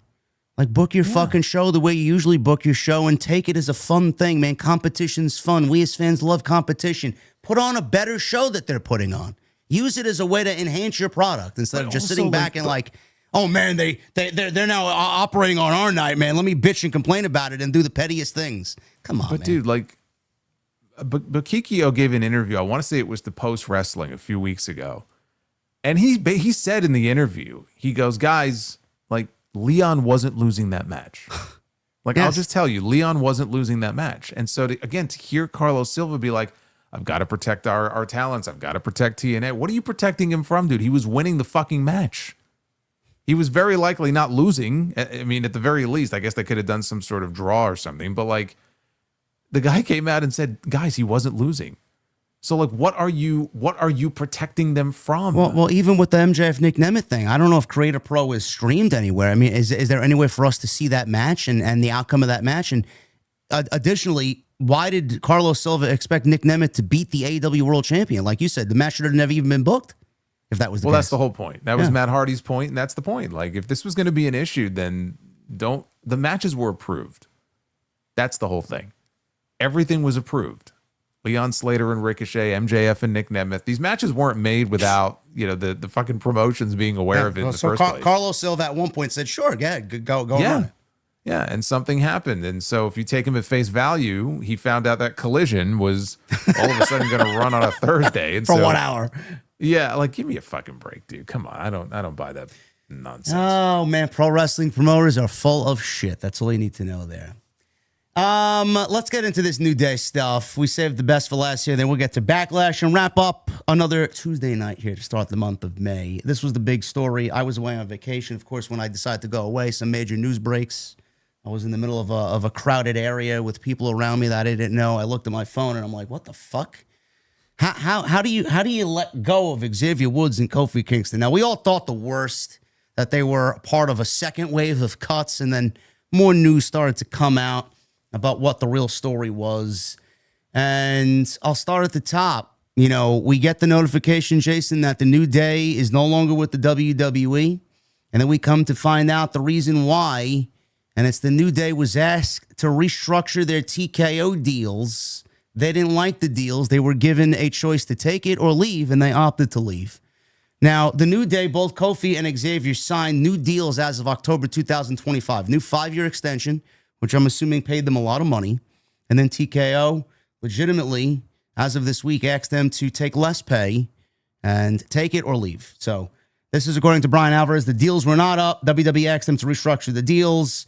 Alvarez says we can also confirm that in the case of the New Day, it was their decision to leave based on what TKO was offering for a new deal. He once again reiterated that their deals were not up and they were granted their release. So now, obviously, with that comes a 90-day non-compete. I don't know if that will change over the course of the next 3 months. The standard for WWE main roster releases. That window would extend through July 2026, where it is now under major speculation, Jason, that they will end up in AEW and right in time for Wembley Stadium. All in. I will give you the floor. I will add when I could see fit based on what you say, but what do you make of this, man? 2 lifers. I hate the fact that they let 2 guys like this, almost 20 years there, 13 years with the New Day, go. How don't you retire these guys and just pay it forward for what they've done and contributed to the company? So yeah, you mentioned lifers, and why not just retire them? And look, nobody is owed like a lifetime contract. In so many words, yeah. The issue here isn't that they didn't keep them for life, right? Let's put that on the side, okay? Nobody is owed a lifetime situation. We've had multiple employees as well, who worked there for 25, 30 years, who have lost their jobs over the last 5 years. Like, it doesn't really matter. So, putting that on the side, it was an unceremonious exit for 2 guys that were a part of that company for a very long time, were very well liked, were very well respected, and clearly were respected enough to get a high dollar contract offer last year to re-sign with the company. So what makes the situation so horrendous, and this is hardly some new idea that, you don't really ever have job security in WWE. It doesn't matter, and this is a great example to use, where it doesn't matter how many years you sign for. You can sign, as apparently they did, 5-year contracts. You don't have 5-year guaranteed contracts in WWE. We've seen this before, where guys will sign for a lot of money for a long period of time, and then 6 months later, they're gone. Because when they have no use for you, or they look at your contract and they think, oh man, that's a lot of money, maybe we're having buyer's remorse, they will drop you like a bad habit. Now, in this case, apparently they went to Kofi and Woods and they said, we want to restructure your deals and we want to cut your pay. Now, we don't know by how much. There have been reports that certain talents have been asked to take a 50% pay cut. It's crazy. At least in one case, which is a lot of money. In this case, they signed them last year. This is my issue with this. Why are you offering them contract extensions or new contracts for, let's say, 7 figures? 5-year deal. Fightful, I think, said that they were signed through 2030. Mm-hmm. Why would you even offer them those deals? TKO has been in charge now for a few years. It's not like they just took over last year. Why are you offering them those contracts if you don't have some sort of plan on how you intend to utilize these men on television? Why are these contracts being offered in the first place? Basically, these are the please don't go to AEW contracts. They don't want these guys to go anywhere else. It was the same thing last year with Santos Escobar. Santos Escobar was going to leave. He allowed his contract to expire. They went after him, and they threw a bunch of money at him. And he re-signed, and what happened?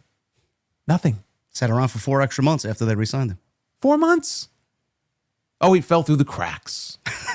Really? And then he did come back. He was in AAA. He got hurt. Just had 2 surgeries. They fired him last week. It's like, why are you offering these contracts in the first place if you don't have anything for these people to do? You would think that there would be some forethought put into this before they put pen to paper. They just want to sign as many people as they can to keep them in the fold. And then when they decide, you know what, in second thought, we don't really need you anymore, they get rid of you. And that's really the kind of the terrible aspect to this. And the one that just makes me very frustrated when I read about this. Because, yeah, the New Day weren't doing anything on TV. The New Day were basically paid 7 figures to show up during the commercial breaks on Netflix most of the time, right? Fair to say that's pretty much where they were showing up most of the time. Xavier Woods to play video games on the other channel. Right, yes, to play video games on YouTube. And I don't blame the New Day for that. The New Day they're only going to go out there and do what they are being told to do. They're not the ones booking the show. Maybe they're going to Triple H and creative and pitching ideas and it's falling on deaf ears. I can't speak to that. Only they can.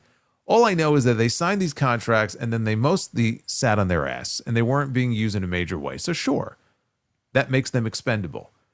But to sign people to contracts and then just sort of cast them aside at will. And it's just it's a horrible look.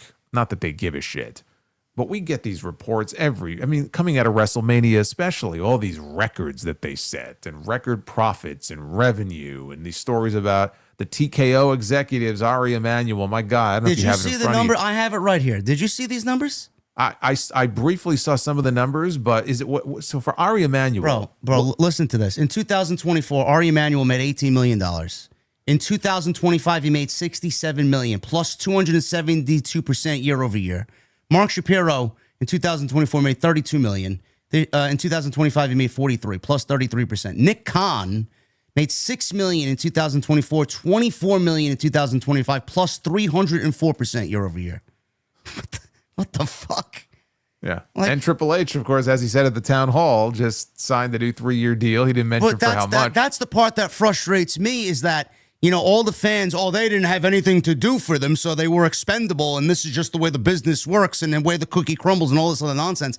Bro, you have Aleister Black, Zelina Vega, Karrion Kross, all these people. How many people over the last year or so we've been told, oh, yeah, we don't have anything creative for you. Meanwhile, they let these guys go after signing contracts in October. Oh, yeah, we got nothing for you. But then the guy who writes the fucking show is getting a 3-year contract extension with a raise. How do you justify that? How do you make sense of that? This is corporate America. That's what it is. This is how it works. You hear stories about this all the time with CEOs of big companies and their big, their big pay raises and golden parachutes and all this kind of stuff. And it doesn't work any differently in this case. It's exactly the same thing. So we don't have to be shocked by it. We know this sort of thing happens, but that doesn't make it right. Here's another stat for you. TKO Group will report Q1 2026 earnings this Wednesday, tomorrow.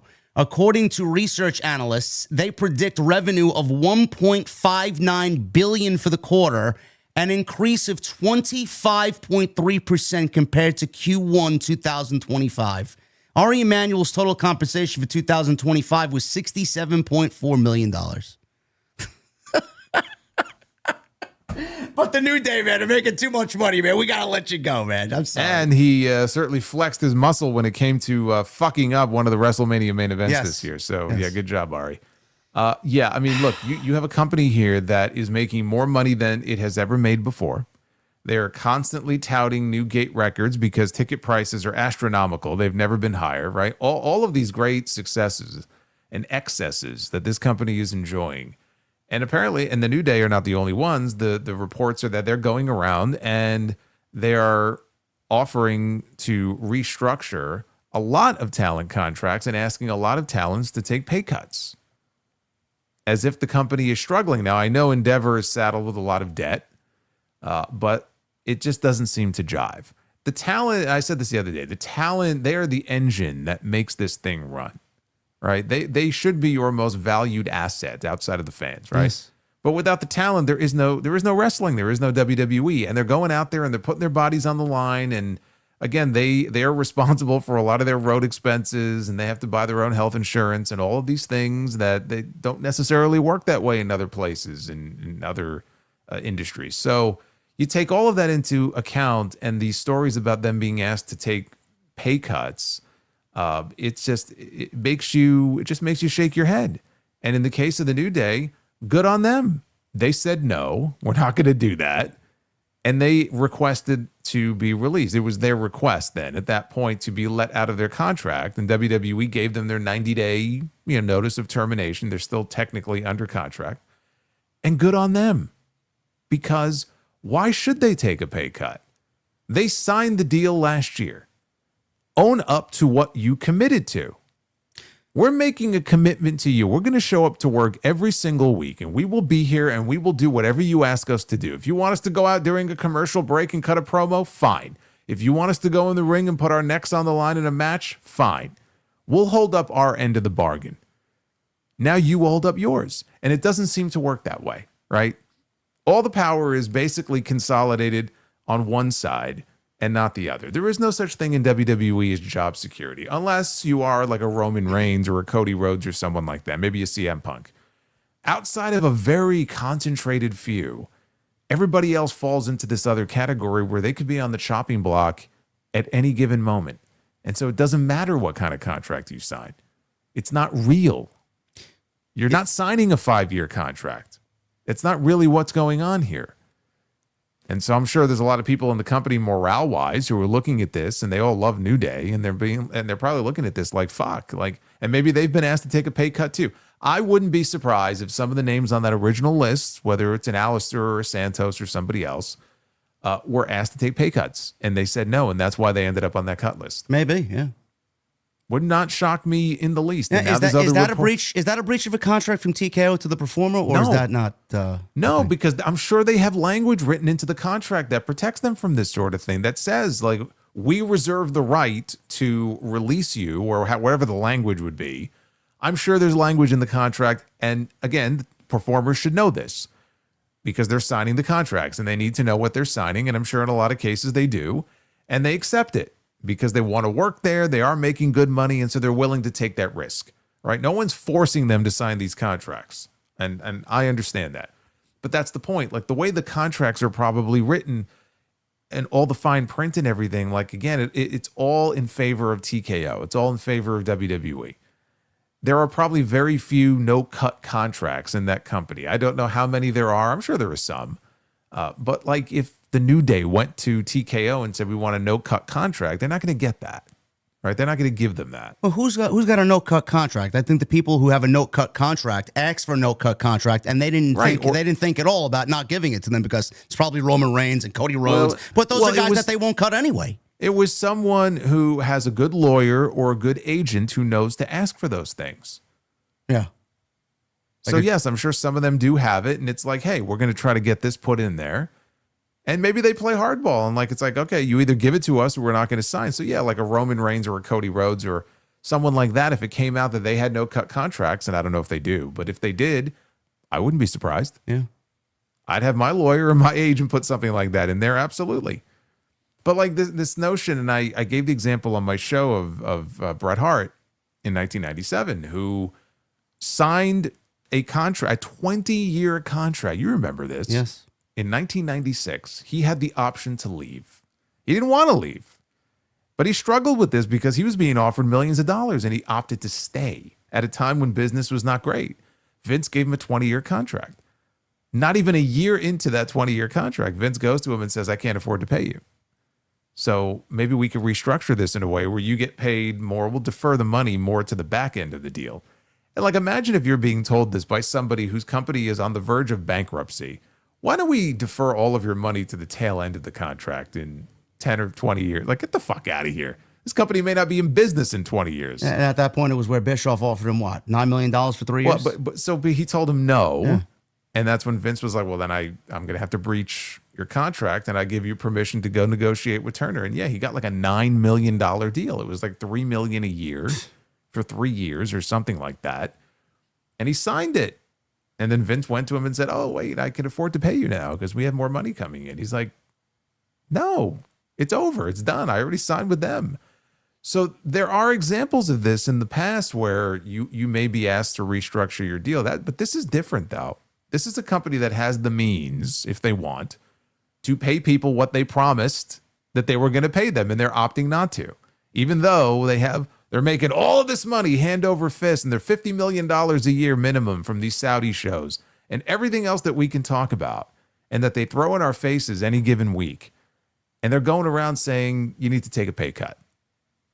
There's something wrong with this picture. There's something very, very wrong with this picture. But don't they know that's not going to make WWE a desirable place to earn a living? Like, I don't think they care. I don't think they care. That's not how they operate. Like UFC, they own UFC. And I'm not the biggest UFC fan anymore. I used to be more of a casual fan. And one of the reasons, frankly, is that they don't have, you'll notice they don't have as many like big stars as they used to. Yeah. I just feel like you don't hear about that as often. But like a lot of the MMA fans, they warned all the wrestling fans when they acquired WWE, like, get ready. Like, you're going to start to hear stories about like, wrestler pay being cut and all kinds of stuff, because that's exactly what happened with UFC and fighter pay.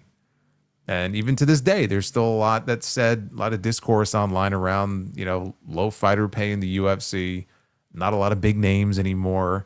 It's one of the reasons Ronda Rousey is fighting Gina Carano, next week for some other promotion and not UFC, because they probably don't want to pay all of these big names, that would be asking for a lot of money, when they can pay less money to people who maybe aren't as well known. But we saw this with UFC, and now it's happening with WWE.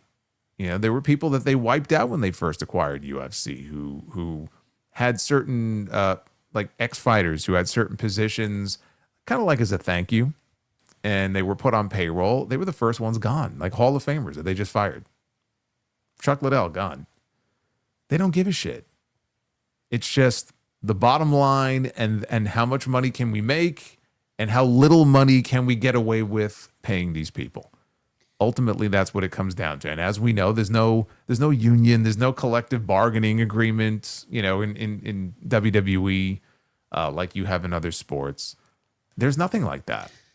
There's nothing like that. And in some sports, by the way, like MLB, and I think the NBA, the percentage of revenue that gets paid to the players, it's a hell of a lot more than what goes to the wrestlers. Well, hell of a lot more. To piggyback off what you just said about the 50% pay cut, and that may have been a reason as to why some of the talent last week was released, Fightful actually just put this out. And Sean Ross Sapp was told that a number of wrestlers in recent years were approached during overseas dates about new deals some way earlier than they anticipated being offered new deals. Some there saw this as an approach to get talent to sign before their reps could take a look at things, but that was more of an opinion than anything. However, the day of the mass releases, WWE approached numerous talents and asked them to take pay cuts in order to remain with the company. This goes off what Jason had already maybe predicted here about maybe they were offered the same thing and then opted to say no and then left. So several of them that we've heard about were given 2 days to make that decision. Austin Creed and Kofi Kingston pretty quickly made that decision that they would rather leave the company. Despite the pay cut offer, the duo still left millions of dollars on the table over the next 4 years. In a similar situation, Killer Cross was given his contract offer last year. He claimed that he was only given 1 day to decide. That's right. He did talk about that. Yeah. So and he wanted to know about Scarlett, and they were like, well, let's work out this stuff with you first, and then we'll worry about her. Yeah. And then it's like, well, you got to make a decision real quick. I don't know about you, but like, I wouldn't want to be rushed. No. I don't like that. You're not going to rush me. This is a major decision that I'm making here. I'd like to have more than a day to decide what I want to do. So yeah, you know what? It wouldn't, if the sentiment there, even though they can't prove it, is that they were doing that intentionally to try to get them to sign as quickly as possible, maybe without running it by their lawyer or their agent, I would not be at all surprised if that was the case. And I think there was another story today about Xavier Woods potentially being offered some new deal to remain in some capacity with WWE as it relates to. It's the please don't go to AEW deal is what that's I call all it. it is. Dude, that's legitimately all that is. Like They call it the Tyler Breeze deal. Please play video games with us so we can keep you under contract so you don't go to Tony Khan. That's the reason. We're going to pay you a hell of a lot less, but you'll play video games for us, but you're not going to be able to go work anywhere else. Yeah, the Woods better tell them to stick that controller up their asshole for sure. Yes, I hope he does. I mean, look, he'll make whatever decision he feels I would be actually quite stunned if he were to agree to that. I don't know why he would. As you said, I would tell them to take it and stick it up your ass is what you can do. Yeah, there's some funny guys over there, I tell you. I look at this and I think this is the best possible outcome for them. Yes, it is. I really do. They were wasting away. They were doing nothing in WWE, and that's how their careers would have ended. They would have fizzled out in WWE, and they would have been loyal until the end, right? Kofi was, as you said, like a lifer there, 20 years, and they were clearly never going to be used in any kind of major role again. They lost interest in them. I know at the time we talked about the heel turn in 2024. It was around the 10-year anniversary, and Woods and Kofi were having issues. They were beefing on TV. They built up for like a month. They built up the 10-year anniversary is coming, and they shot that great angle, and they had Big E out there, and they used Big E as a way to get heat on these two guys, and they're just healing on him. It's your fault. You deserted us. Like all this horrible shit that they said to him. And it's like, man, these guys, it's going to be a different side of the New Day that we've never seen before. It's like a fresh coat of paint all of a sudden. This is going to be fun to see what they do. And they proceeded to do absolutely nothing. They did dick with those two guys. And what was it? Not even 3 months later, same thing with John Cena. Great heel turn, this great angle at Elimination Chamber. How did they follow up on it? They fumbled. What was the follow-up? They fumbled, right? And this was like back-to-back. In less than 6 months, the chief content officer fumbled 2 incredible heel turns. They can come up with a great idea to get people really excited the night of. And the problem is, I described it as like the dog catching the car. Once you do, it's like, oh, now what? And they don't have a real good way to follow up on it. It doesn't help that the tag team division in WWE is dead. Like it's dead. It's DOA. Well, I mean, it was on life support before the New Day and all these other teams got released. Now it's legitimately in the grave. It's dead. Yes. There's no reviving it. Shovel the dirt on top of it. It is dead. Okay, it's fucking bones in the ground. So their future was not very bright.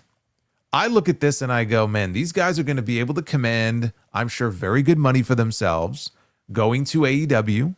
And we're not two people that advocate that everybody who leaves WWE should go to AEW. I think AEW has taken too many WWE people in the past. But to me, this one's a no-brainer. They're going to go to AEW. They're going to make good money there. Maybe it's not exactly what they were making in WWE, but they're going to make good money. And look at all the people they have to work with. You know how many years the Young Bucks have been talking about having a match with the New Day? Kenny Omega. Yeah. Kenny Omega. But like you look at the tag team scene right now in AEW and all the potential matches and opponents, and it's like it's just this whole wealth of just people for them to work with that could extend 5 years on their career. With the Machine Guns and the New Day possibly coming in, this may be the best the AEW tag team division has looked in year one, when it was the hottest in the entire United States. And look, we had the Motor City Machine Guns. They got fired last week. So if you're Tony Khan, you're looking at this and going, holy shit, like in a few months, at basically the same time, we could bring in the Motor City Machine Guns and the New Day. Yeah. So you could have a tag team division that includes the Machine Guns, the New Day, the Young Bucks, FTR, the Hurt Syndicate. Cope and Christian, Outrunners, fucking, who am I missing? On and on. Rascals. Yeah. On Don and on Callis family. I mean, holy shit. It's unbelievable. And so there's plenty of people for them to work with, and they can go out there and have these kick-ass matches, but also have the freedom to do stuff outside of AEW, because there are certain freedoms working for that company that you don't have in WWE. They want to do gaming conventions. Like if Woods wants to do gaming shit that maybe he wouldn't be allowed to do working for WWE. Yeah. So like their options are unlimited, dude. This is going to, it's like the Hogan heel turn in 96 added a good 5 years onto his career that he would not have had otherwise. This is going to add years onto their career. Yeah. This is going to reinvigorate them in a way that we have not seen in years. I think looking at it now, it was handled very poorly, but this is going to end up being the best thing that they could have asked for. I mean, what did they do coming out of their heel turn? They wrestled the War Raiders at WrestleMania last year, right? They had a video game sponsorship there. I think it was for Clash. That's the only reason they were on that show, by the way. Clash of Clans it was for. I thought it was like some fighting game, Clash of Clans. It's a mobile game. Yeah. So they did that. I think they had one run as the tag team champions. They had that one match with the Usos where the Usos beat them at the end of the year. And that was really it. They sat around doing nothing. They got straddled with Grayson Waller, never really fit the group. They tried to run Odyssey Jones in the Big E role. I don't know what that would have resulted in if Odyssey Jones didn't get fired. It was never going to work. No, it was never going to work. Other than that, they haven't done anything in the last 2 years. And it's just a sad scene to see them go out the way that they did. But, I mean, we're talking about all the positives that could be potentially coming to them. I'm glad that they stood their ground. I'm very happy for them. I said on social media, we're about to see a dangerous New Day, and a New Day with a chip on their shoulders that is going to be the size of fucking WWE itself. I think that's going to be a great way to just watch them continue on, and I love that. Now the one question I did have for you, Jason, because this report goes on to say here that SAP put out tonight. This led to talent frustration, obviously. New Day, Santos Escobar, and others had just signed new deals with WWE in the last year, with some of them not even engaging All Elite Wrestling or other companies at all. Now, WWE cutting them and their pay effectively reduces their leverage. A number of reps noted that it wasn't even smart from a competitive standpoint, because you would think that WWE would want AEW to have to spend more money for talent. Now, I talked about this on the coach today, and I'm genuinely curious to see what you think about this. There was a report. We're not going to mention it here because there's just a lot to get into. John McCullen, a Philadelphia Eagles or Philadelphia sports writer, put out something on social media about AEW's TV rights deals. The walls are closing on AEW. We don't know where they're going to go. Supposedly, David Zaslav and Warner told Tony Khan 8 months ago, according to this report, that they're not going to have their option picked up. They're not getting canceled. Some of the language in these things from certain people in the community, I mean, it's not getting canceled. It's a single source story. I know, but regardless, the point I'm trying to make is if AEW is left with Google or YouTube or wherever, they might not have a home that's like the home that they have now.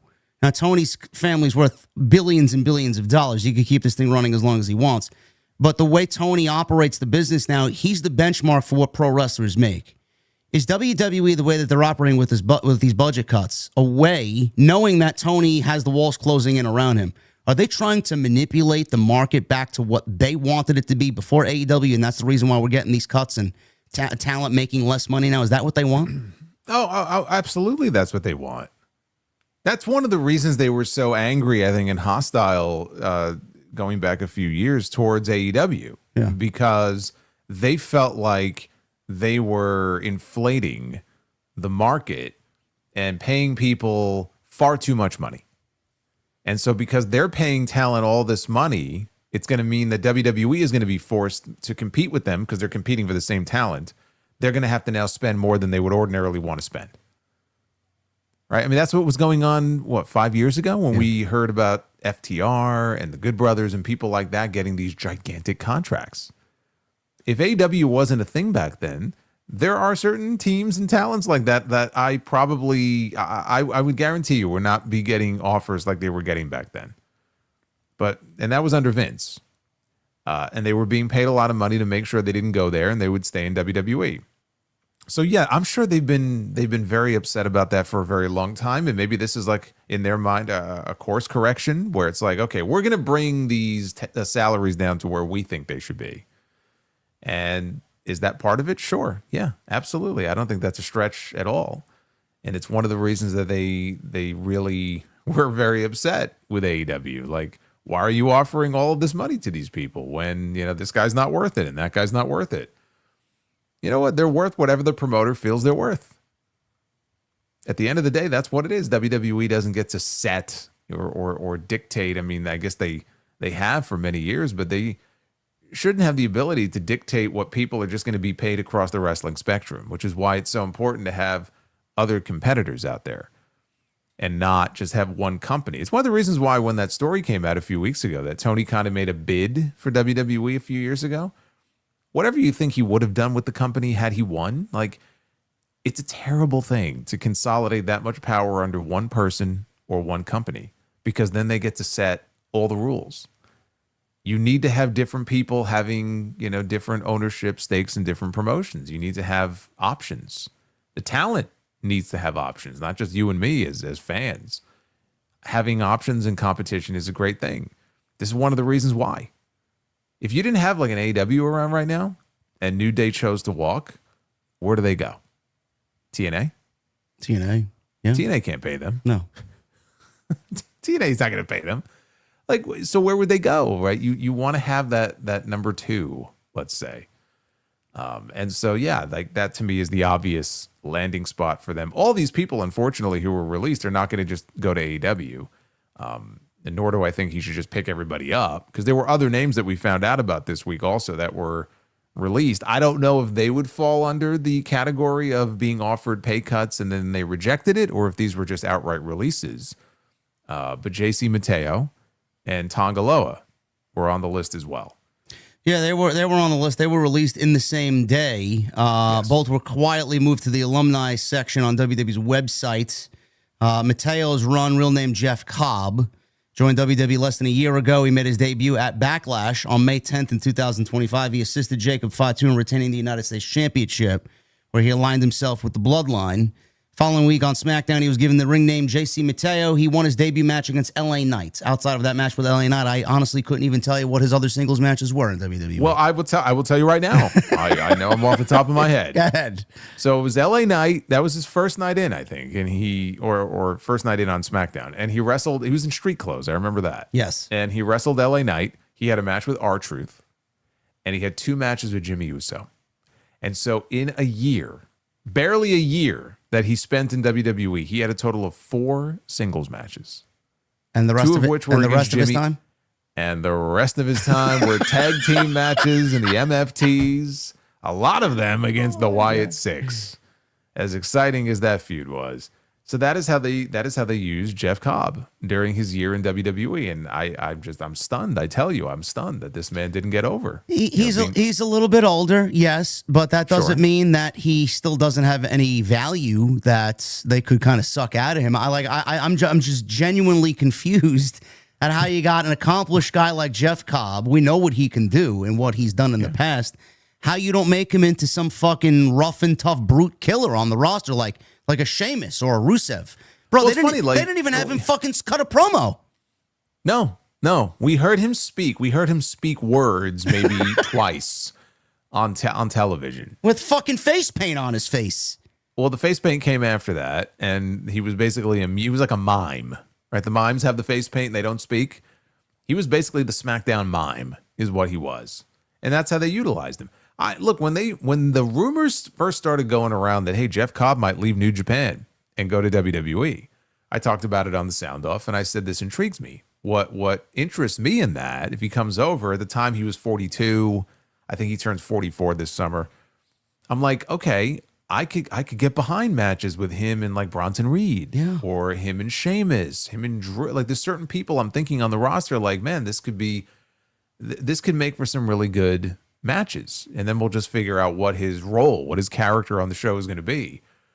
And then, again, him being in the MFTs the entire time, the MFTs it's a very dull group. It's like a Timu bloodline, and the feud with the Wyatt Six dragged on for so long, and it was so bad. It was so terrible. It will be in the running for worst storyline of the year. And he was a background player in that. Like, he was literally just in the background, never spoke. We never learned anything about the guy. If you were to ask the average casual WWE fan, okay, like, let's look at everybody who's on the SmackDown roster. What can you tell me about JC Mateo? They're shrug their shoulders and go, I don't fucking know. Who? Yeah. Oh, the guy in the paint?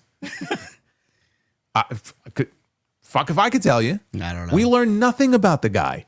In a company that puts a premium on promos and personalities and telling stories and giving insight into who these people are, we knew nothing about the guy. Nothing. Not a damn thing. So I'm not shocked by this. It's unfortunate. It's sad. It was just a waste. I look at him, and I don't know. I'd have to ask them.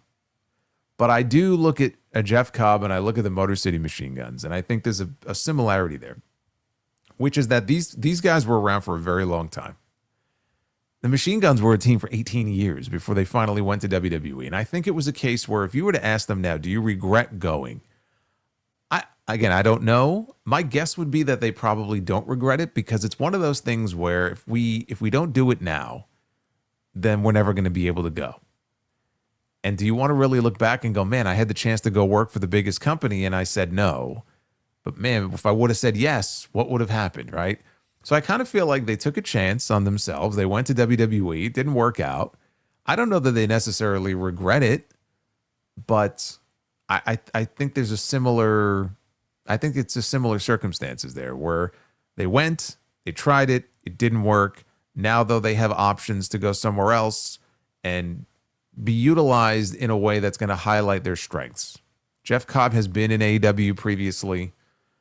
We know he can have great wrestling matches with people. And so, yeah, in AEW, if he went there, let's say, sure, he'll just be another guy in the roster. Well, that's the rumor right now, that he's got friends there still that speak highly of him, so he may end up back there, yeah. Yeah, and that's why people thought he was going to go there in the first place, because he worked there previously. He's got friends there.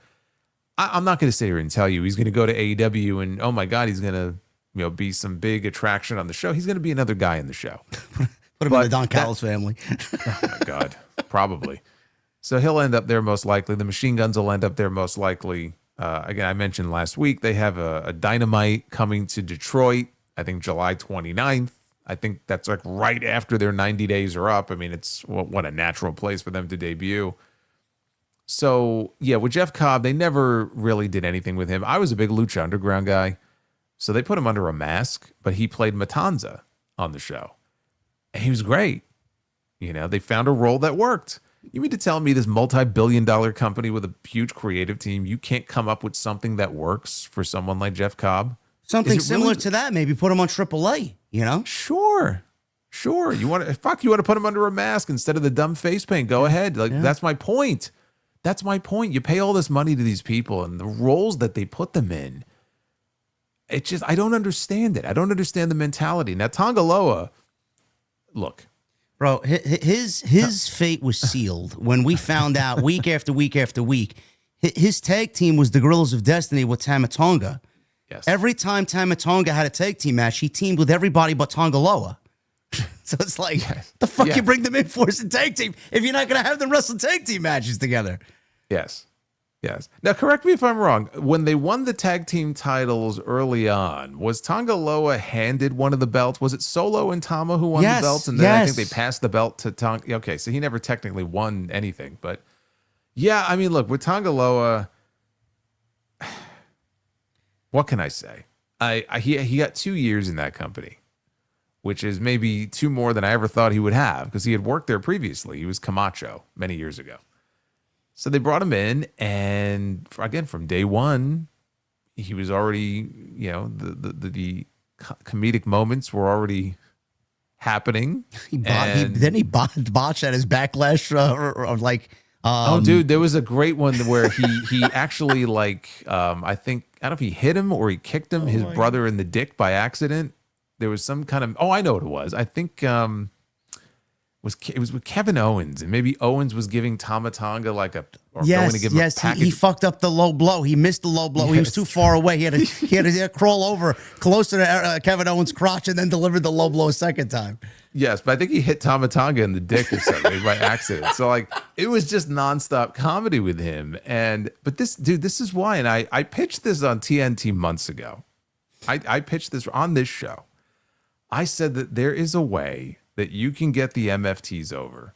And it's not going to be in the way the WWE is trying to portray them as this group of tough guys.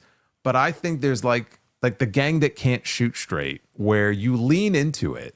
You lean into like the kind of the comedic aspect of it.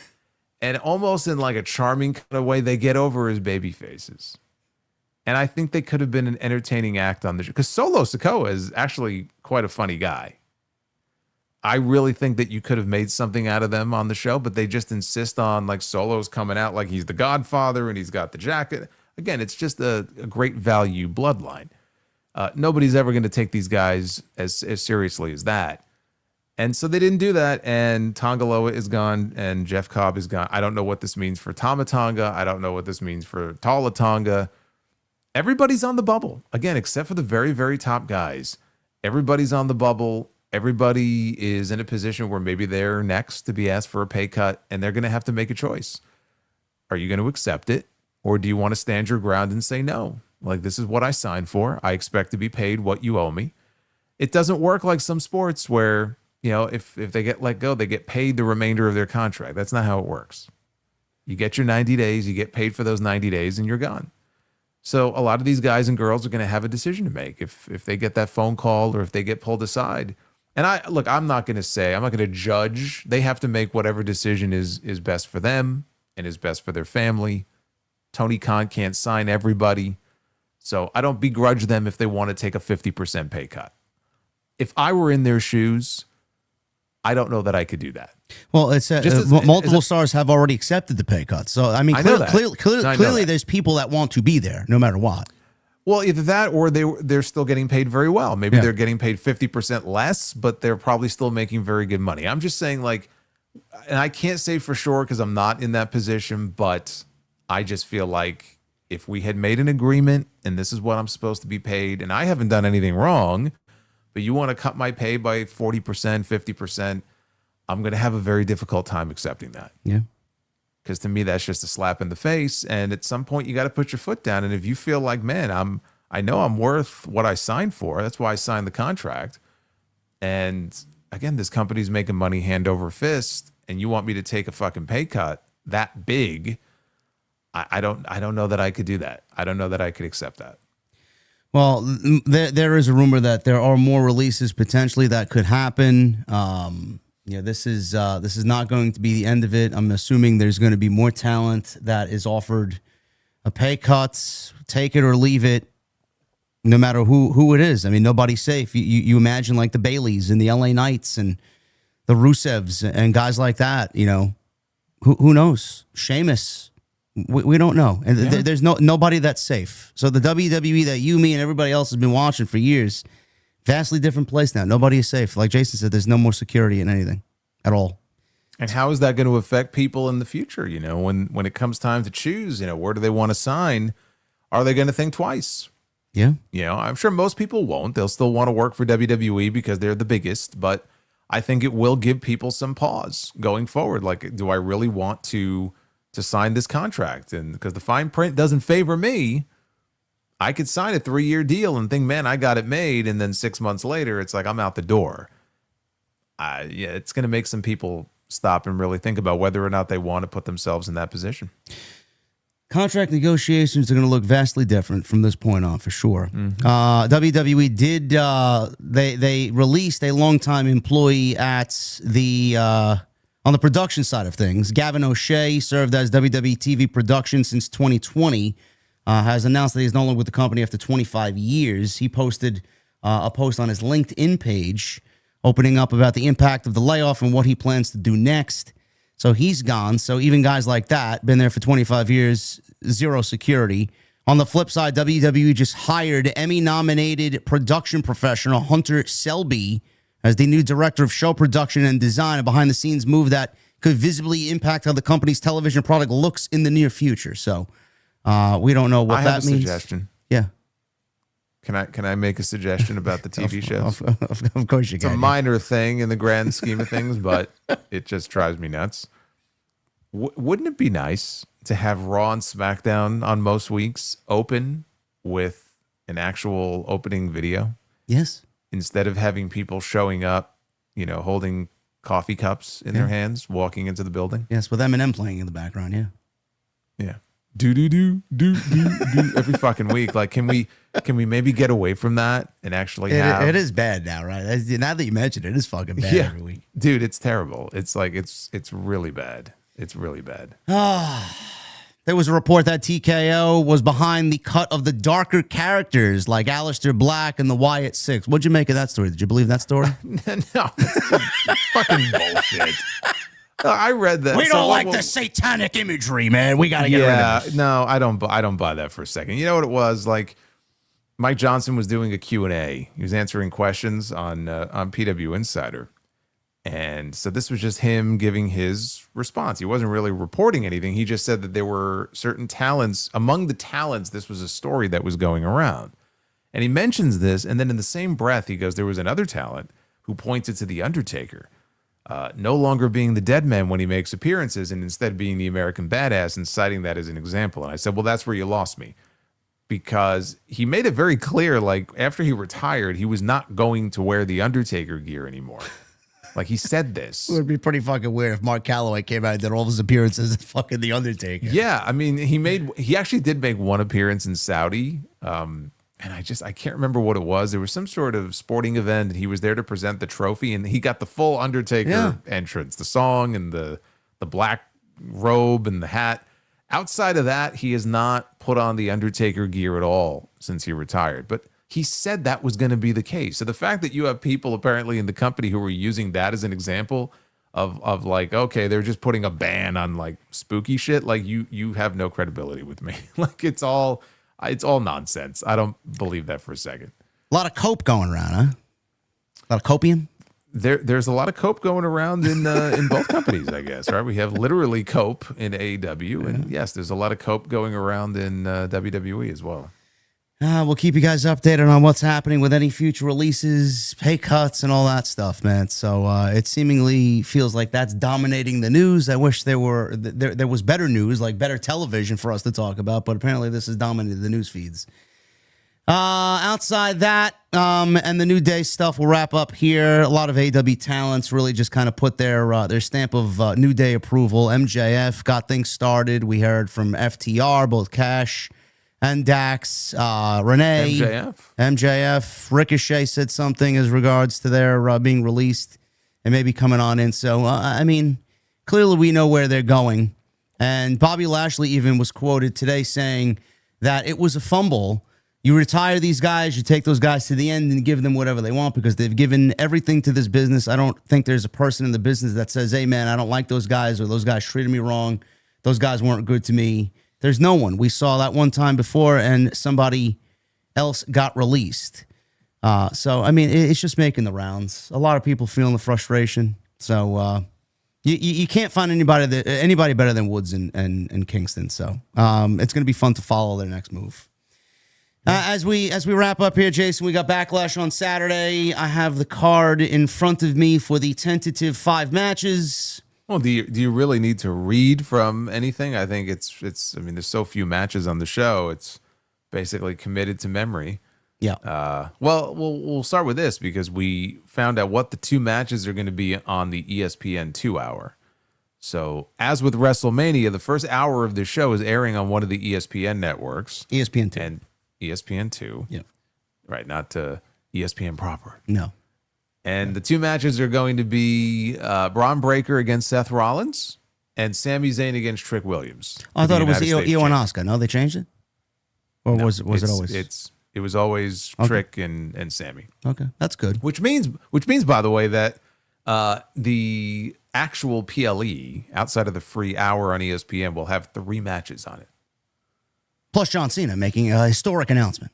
Well, yes. So John Cena, who retired in December, is already making his second appearance here on a PLE this year. And he has promised what he tweeted the other day was going to be an epic announcement of some kind. He's going to make this, it's not going to be perfect, but I'm really excited about it. And it's going to change all this hyperbole. I'm sure it's tied into this club WWE stuff in some way. This is their new membership program that they're rolling out. I don't know if they have like monthly offerings or if it's just an annual membership. I'm dying to know what this membership fee is going to be for people who want to join. So it sounds like it's going to be tied into that. Again, temper your expectations if you're expecting some kind of really super big announcement here. So yes, he's not hosting the show, but apparently he'll be on the show. Maybe he'll announce WrestleMania in London for 2028. Sure. You give them too much credit. So yeah, I'm not even going to venture a guess as to exactly what it's going to be. Well, you get a lot of perks with this thing, though. You get discounts on tickets and merchandise, early access to VIP tickets. Yeah. Oh wow. So it may run you like $39.99 per month to be a part of Club WWE. But see, why then if that's what this is, are they building this up on the like? We've had WWE fan clubs before. Like why does this warrant on the show John Cena to show up to make some sort of huge announcement? It's like when Pat McAfee went on SmackDown to talk about how Dodge Ram is going to knock off 25% off WrestleMania Saturday tickets. Like, I don't give a shit. Why is this a big thing you're announcing on the show? Did these other WWE fan clubs offer a price for admission? I don't know, but I remember it used to be advertised in the old magazines. There was you used to get a cassette tape with some of the entrance music on it if you were part of the fan club, and there were other perks. I don't remember what they all were, but this was in an era where tickets were also a lot cheaper than they are now. Yeah. Man, I can't wait to sign up for Club WWE for $50 a month to get an extra 10% off a $60 T-shirt. Yeah. Well, you might be able to get your name emblazoned on the ring mat somewhere. Yes, that's exactly what I want. Into the, JT from NY emblazoned on the fucking blue ring mat on Friday Night SmackDown. You might be able to get your off the script logo on one of the turnbuckles. Sure, man. If I'm not blacklisted with a fucking wanted poster in the back of the locker room, I don't know. It's only going to set you back about $15,000. You can get it, boom, right there on the middle turnbuckle. Would be great. But the way that they're like rolling this out, it's like it's making it seem like it's so much bigger than just an announcement for a fan club. It's like you're already getting fans' expectations up, only to let them down so fucking brutally. Like, why do they do that? But like you said, all the hyperbole and all the fucking epic buzzwords that they use. Why do they do that? Why do they do most of the things they do? Why did I see a social media promo on Friday that I don't think was ever referenced on SmackDown of Jacob Fatu talking to a mystery caller on his phone? Why are they recycling shitty storylines from 6 weeks ago? Why do they do that? I beats the hell out of me. I have no idea why they do what they do. I saw I'm that. glad that they didn't mention it on Raw last night. I'm glad. I saw that while I was away on vacation. I'm like, another mystery call, really? Dude, we still haven't solved the first mystery with him of who kicked him in the fucking face. Oh my God, man! And they're already doing another mystery, and hopefully that's been dropped. But so we have Braun Breaker and we have Seth Rollins on this show. Now, I'm inclined to want to change my prediction because I had predicted a Braun Breaker win, and then you watch Raw last night, and now it kind of feels like it might go the other way. I'm going to stick with Braun Breaker, though. He's my pick to win. I just think this is his first match back, I believe. And I don't know about you. I doubt very seriously this will be their only match. No. I got to go with Braun for the win. I think he needs this more. I'm going with Braun Breaker. I'm going to make a prediction. This is me and me only. It's nothing to do with Jason because I know we talked about Oba and King of the Ring. I think we get Braun Breaker and Seth Rollins in the finals of the King of the Ring. I think Rollins wins and gets that match with Roman Reigns at SummerSlam, beating Braun Breaker. And that's where we go. It's kind of like my prediction with Ospreay and Moxley in the finals of the Owen. I think that's a potential. That's just me. I'm looking forward to the match. What'd you make of the way that they built it up last night on Raw? I thought they did a very admirable job building up this match for the go-home show. Yeah, it was fine. It was fine. Nothing groundbreaking. No, nothing terribly groundbreaking. I mean, there's nothing groundbreaking about any of these shows, but it was fine. I mean, they did what they had to do. Braun was spearing the shit out of everybody at one point, the Street Profits, and he was going nuts out there. So yeah, it was fine. I'm not really super excited for this match. The Rollins and Breaker match? Yeah. I'm like, all right, it'll probably be a good match, but I can't sit here and be like, oh man, I can't wait to see that match. Like, Well, it's the vision. I mean, who cares about the vision?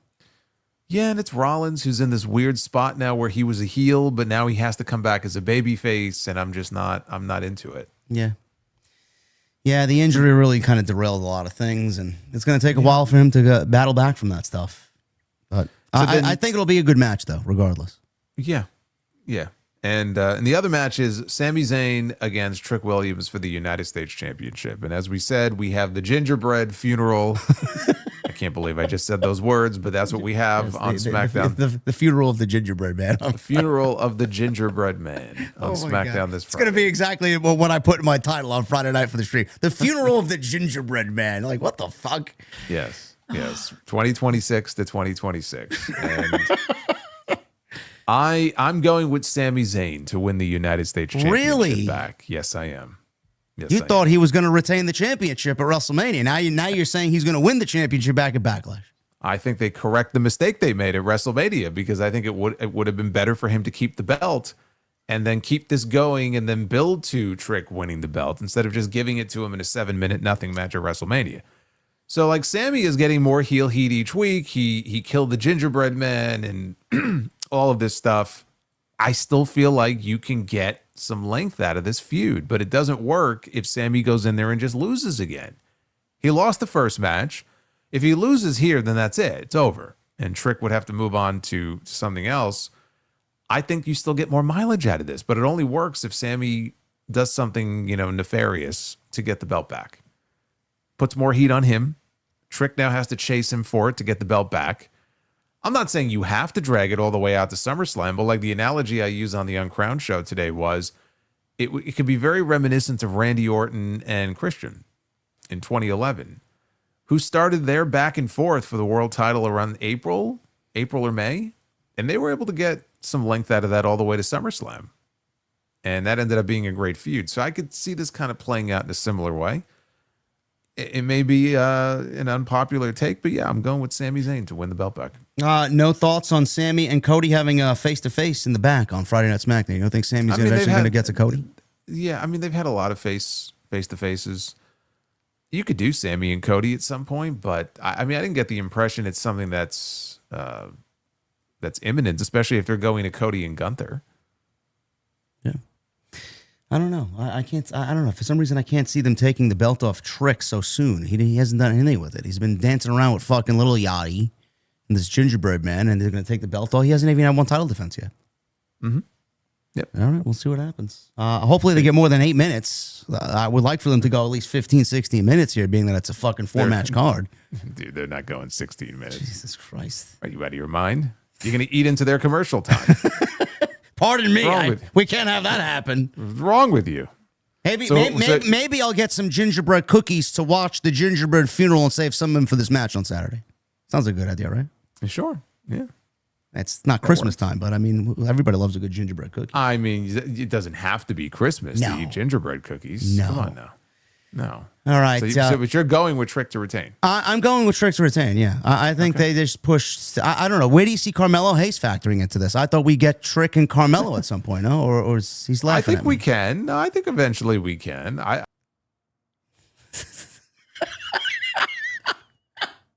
He just got cut, man. The gingerbread man cut him off, man. The gingerbread man, he's like, enough of this guy, man. He's talking negatively about me. Well, watch when he gets back.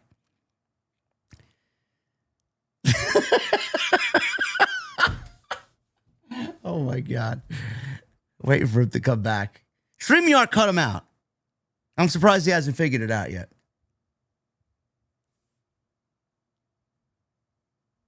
There he is. As I was saying. Yeah, the gingerbread man didn't like you talking negatively about him. Yeah. So. As soon as it's the funeral of Solomonster here on TNT as I was disconnected here. But what I was saying is, sure, I think if Trick retained, then Mello would make sense as the next obvious challenger. But I don't know. I saw what he posted the other day, and I don't know, made me think that maybe he's gonna be gone for a little bit. I don't know.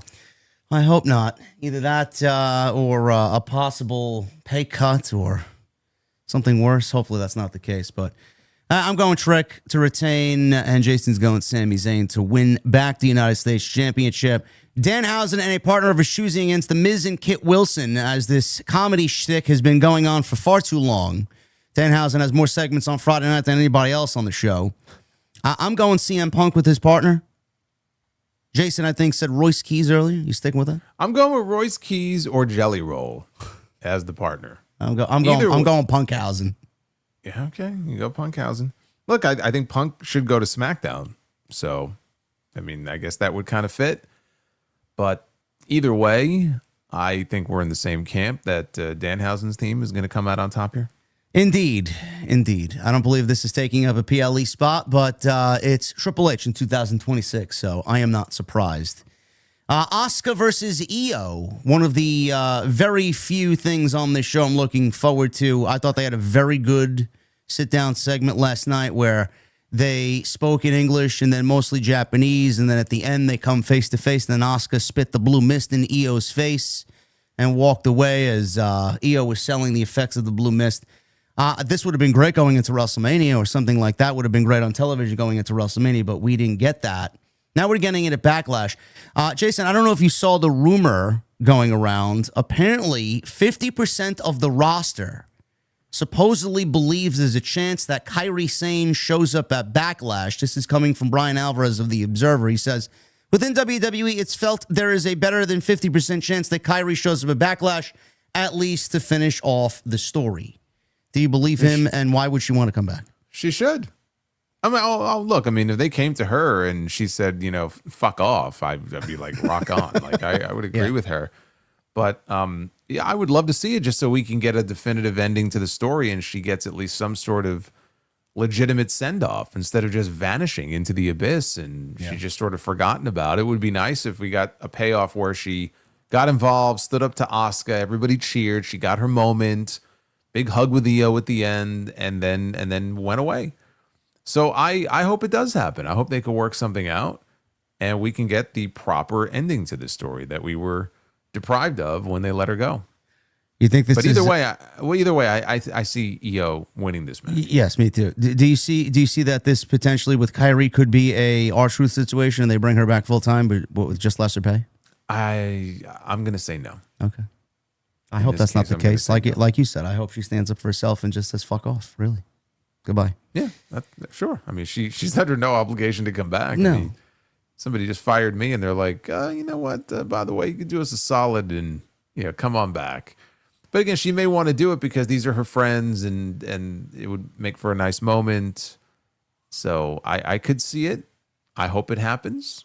But if they come to her and she says no, I don't begrudge her for that at all.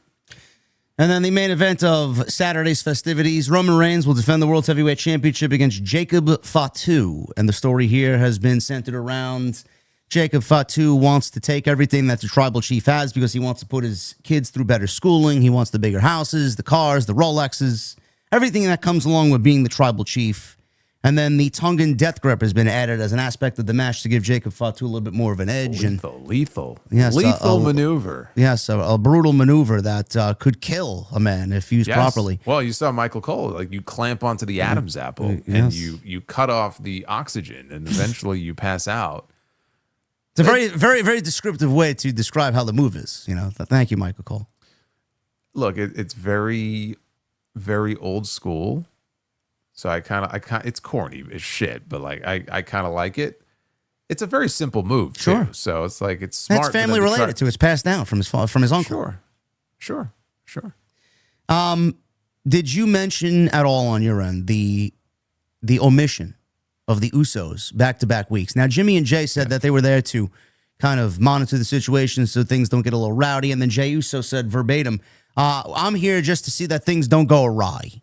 Well, things have went awry the last couple of weeks, and then we had Roman put through the contract table last night with the death grip, and none of them ever showed up to back up Roman Reigns. Is this going to be something that plays out on Saturday, and where do you see the Usos fitting in? Are they going to betray Roman or stand with Roman? Yeah, it has to play out because there's clearly something going on with the Usos. They have had multiple occasions to be in the same place with Jacob on SmackDown, and there was no physicality. Like Jacob didn't attack them, they didn't attack Jacob. Roman 2 weeks in a row gets put down. The Usos are in the building, right? But they're nowhere to be found. I think there's something going on here. Look, I would love to see Jacob win the championship. I don't think he is going to. I'm going with Roman to retain. Maybe they shoot some sort of angle after the match that ends up with the Usos siding with Jacob and kind of turning their back on Roman. I would like to see it for this reason. The Usos falling in line like it's 2023 just kind of came out of nowhere.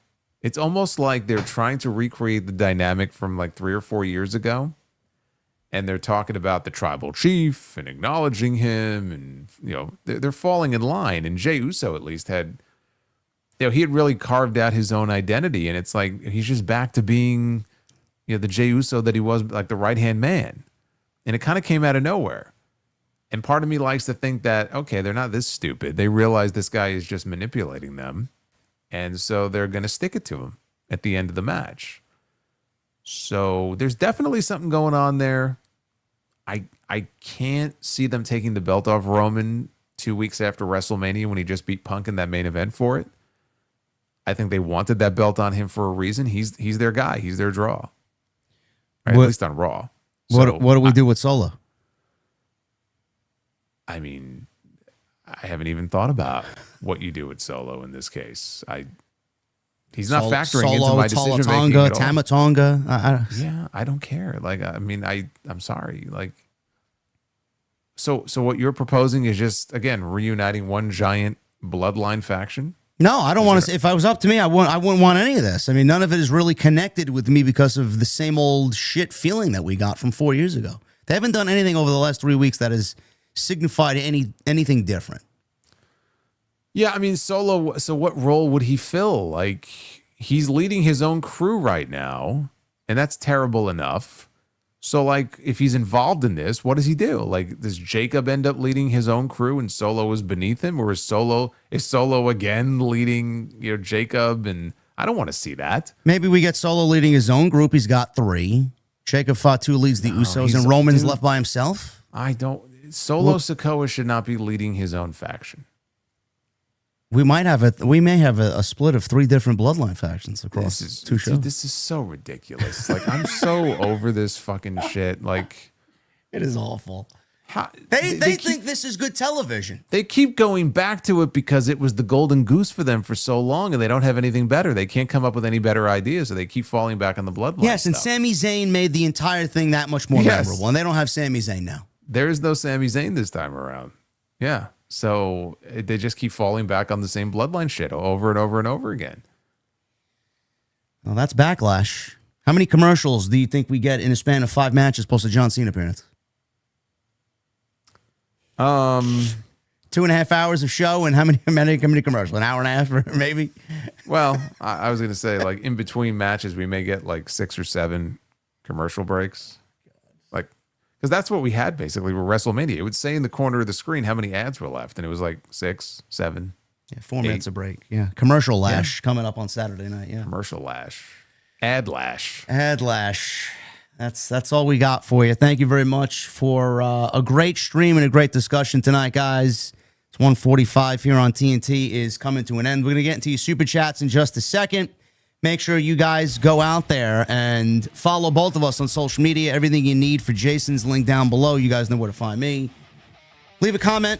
Leave a thumbs up. We are looking at, we need another 20 likes or so. So make sure you guys get those in. 1,000 likes is on the horizon. And super chats are open. They will remain open, and we're going to start at the top here. As always, you know, YouTube finally addressed the crashing issues. Did you see that yesterday? No. Yeah, they finally addressed it. Well, it's about time. It's crazy. Apparently it's been a widely known issue with streamers across the world, and nobody's done anything about it. So, but they can't fix the usernames in the live chat. They can't. No.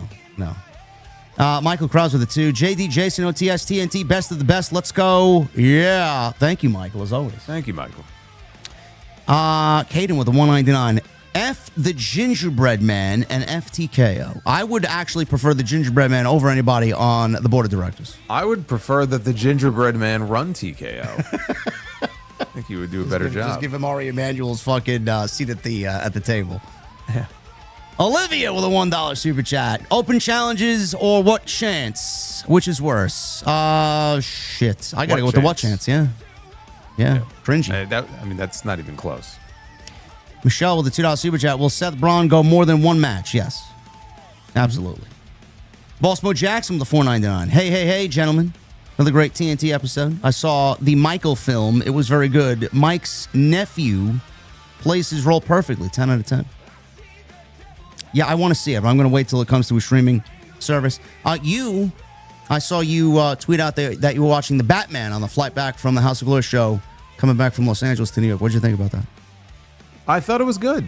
Okay. I thought it was good. It was very long. Yeah, it was way too long. Yeah. It did not need to be like it started to lose me a little bit in that like third act. So you definitely could have shaved some time off of it, and I didn't watch it under the best conditions, on my iPad. I mentioned there was a woman in the window seat who refused to put the shade down, so I had this beam of light that I was trying to watch. And every scene in this movie is fucking darkness. Yeah. So that didn't help. But like I love the mood of it. It was the most depressing Batman movie that's ever been made. So I feel like Matt Reeves kind of hit the right tone. I thought Pattinson was good as Batman. I like his Batman voice a lot better than I do Christian Bale. I do too. And I like how they incorporated a lot of the key, like Riddler and Penguin, and then a very, very brief like Joker, I guess, cameo there at the end. So it was good. People, of course, they want me to rank them. Oh, what'd you think? Ranked it against the other ones. Like, it's not as good as The Dark Knight. No. It's just I wouldn't even say it's better than Part 3. I liked it more than I did Batman Begins. Yes. So Part 3, I'm a little iffy on that. Just Bane's voice was it was awful. But oh my gosh! What did you say? What? It was a little weird, but I didn't really mind it that much. Shut the fuck up, dude! Like, so I didn't mind it that badly. You didn't mind it? Well, yeah, it drove me nuts. So not as good as The Dark Knight, but I would probably rank it above Batman Begins. I saw a trailer today. I don't know if you're interested in this type of mythological type of shit, but Christopher Nolan is releasing The Odyssey in July. They just released the trailer for it. Man, it looks fucking great. I saw the trailer for it. It doesn't hit right without like the English accents though, or like yeah. I don't know. It was a little, and there's a lot of big names in it too. Like I know, oh god, who's the main one? Oh god, Ben Affleck, Matt Damon. So Matt Damon is in it. There's like a bunch of big names in it too. So I'm sure it's got like a big budget behind it, and it's Christopher Nolan. I'm sure it'll be good, but yeah, I don't know if it's the kind of movie I would go to the theater to see though. I don't know. I'm interested in that. I don't know. Got a whole bunch of movies on my watch list, including Mortal Kombat 2, by the way, which comes out later this week. Yes. The Odyssey probably won't be on my list of things to watch in the theater. I'll probably go see Mortal Kombat and The Odyssey. I know I'm big into that type of thing. Plus, one of my favorite bands, Symphony X, has a song dedicated to The Odyssey that's 30 minutes runtime. So I think it's fucking great. Love that type of shit. Boss Mo Jackson, thank you, brother. I will catch that Michael film when it hits a Peacock or a streaming service. Giants with a $5 super chat. Love you guys, but I'm always going to be a punk rock kid. Blink 182, Sum 41 are my favorites. Sum 41 wasn't bad. I think they had a little bit of a harder edge, maybe later in their career, if I'm not mistaken. I was never a fan of Blink 182 at all. I think that's just like kiddie punk rock. They were big on MTV, so it wasn't really my thing. Gavin with a $5 super chat. Jay Lethal should join the Neo 24 hours. Could you imagine the antics of Creed J and Tay Montego Bay or T Montego Bay? It would be the best use of J that they had in AEW. Who the hell is that? Neo 24 hours? What is that, a group?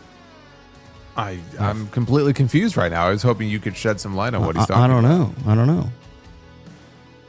What do you say? Neo what? Neo 24 Hours. Was this a group with, like an old group with Xavier Woods back in the day? He mentioned Creed, the antics of Creed and Jay. Maybe. I don't know. I have to look into it. Neo 24 Hours allows you to quickly blast chill any type of food, either cooked or keeping all the organoleptic properties on. This clearly is not what he's referring to. Yeah, That sounds like a ninja product. What is that? Sounds like a way to prepare food. I'm confused. I don't know. Jay Lethal is doing nothing in AEW, Gavin. Nothing. I don't even know where he resides nowadays. Lewis with a $13.99. If the rumors from Fightful are true, what would the challenges be for AEW to run the Bell Center in Montreal for Redemption? Before you, JD Salamanca was my guy. Thank you for this crossover. Well, thank you for being here, Lewis. I appreciate you very much. It might be. I heard the Bell Center might be the one place that's going to get that show in July. So I wouldn't be surprised. I think that's the front runner. It's a big building too. Yeah. DJ 55 with the $4.99 just announcing the Backlash card makes me question why I'm paying for ESPN. Time to cancel subscription until SummerSlam. Just awful. C- PLE incoming. Well, Andres Hale won't be grading anything nowadays. Nobody will, but yeah, it's got the makings of a C- for sure. Baltimore Jacks with a $9.99. Sometimes I wish there was another major wrestling company, WWE and AEW talent for them to go to who get released. Some guys seem stuck and will never be a prominent role regardless who they sign with. I hate it. Bro, the indies are really thriving. I don't think people really give the independent scene a lot of credit. There's a lot of different places to go. Everybody's going to be fine. Believe me. Havili, again, thank you, brother, if you're still listening. Thank you for the big super chat. 100, I know he donated 50 not too long after that. We'll get to that. Shinamtra with a 19 months. It's a new day. Yes, it is. OTS for life. Thank you, man. Sidro, $5 super chat. What is an electrical engineer's favorite song? He wants me to sing it. I will do no such thing. What is love? Baby, don't hurts me. Don't hurts me. And oh more. No. No. You're asking me to sing. What is love? No. Hadaway. Yes. No, You weren't bopping to Hadaway back in the day? No, I was. The Roxbury? No, I was not. Choose JD and Solo. No. You know, like you weren't in the club listening to house music and stuff like that? No, I wasn't into that stuff, man. I was very into my metal days, man. I was one of those guys that wore the chain wallets and the black T-shirts that were 3 sizes too big. And you shopped at Spencer Hot Gibbs Topic, and Hot Topic? Yes, indeed. And went to Tower Records and FYE. Yeah, I was one of those guys. You were one of them. Did you have one of those lava lamps? Yes, I did. I still have it. I knew it. I fucking knew it. I have it in my Atlantic City apartment. It's on my fucking nightstand. Yeah. Did you have one of those giant, the glass balls with the electric? Yes. Like you put your hand on it? Yes, I did. Okay. Yes, make fun. I know people. I could read you like a book. Man. Final verdict with a $9.99. Thanks, guys. Keep killing it. What did you guys think about the new Hogan series? We talked about this last week, man. I enjoyed it. Jason enjoyed it. A lot that they left out. It was more like a redemption piece than anything. It could have been 8 episodes, really. There was only 4 episodes, but. Well, the director came out and said that they have enough footage to do like another 4 episodes, but there's no plans on doing it. Yep. Sidro with a $5 super chat. AJ Lee went from AJ Lee to AJ Leave. Laughing emoji. I'm making a list of my favorite NFL players turned criminals. It's got its pros and cons. Yes. Thank you, Sidro. Sidro, we question why you didn't show up for the LA House of Glory show, man. You're gonna show up when next time we're there? You gotta tell us these jokes in person next time I'm there. It'll be the first time I'm out in LA in 15 years, maybe. The last time I was in LA, I went to go see Slayer in concert. Baltimore Jackson with $1.99. I find nothing funny about Danhausen. Thumbs down on his act. I mean, Danhausen's innocent. I think they're utilizing him a lot better here than they were in AEW, clearly. They weren't using him at all. I just wish that they tone it down from like 3 segments to maybe 1. A little too much Danhausen. Arcade the Hedgehog with a 5. I don't give a shit where WrestleMania is at that company. It's not for the lower class fan like me. It's only for the rich and the famous.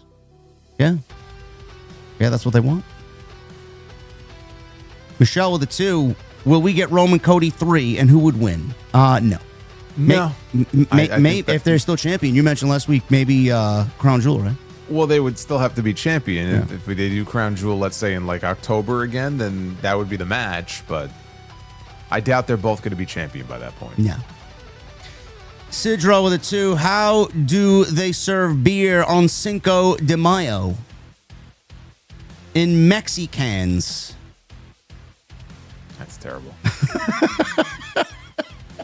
Thank you, Sidro. Not funny at all. I laughed more at Jason's reaction than I did to the joke. Boston Jackson with the $4.99. I've seen online guys discussing a Mortal Kombat vs. Killer Instinct crossover game. I think it would be cool. Are there any video game crossover games you like? Yeah, Kingdom Hearts. It was a Disney crossover with Square. It was like Final Fantasy almost. Final Fantasy S with Disney characters. I love that from my childhood. Yeah.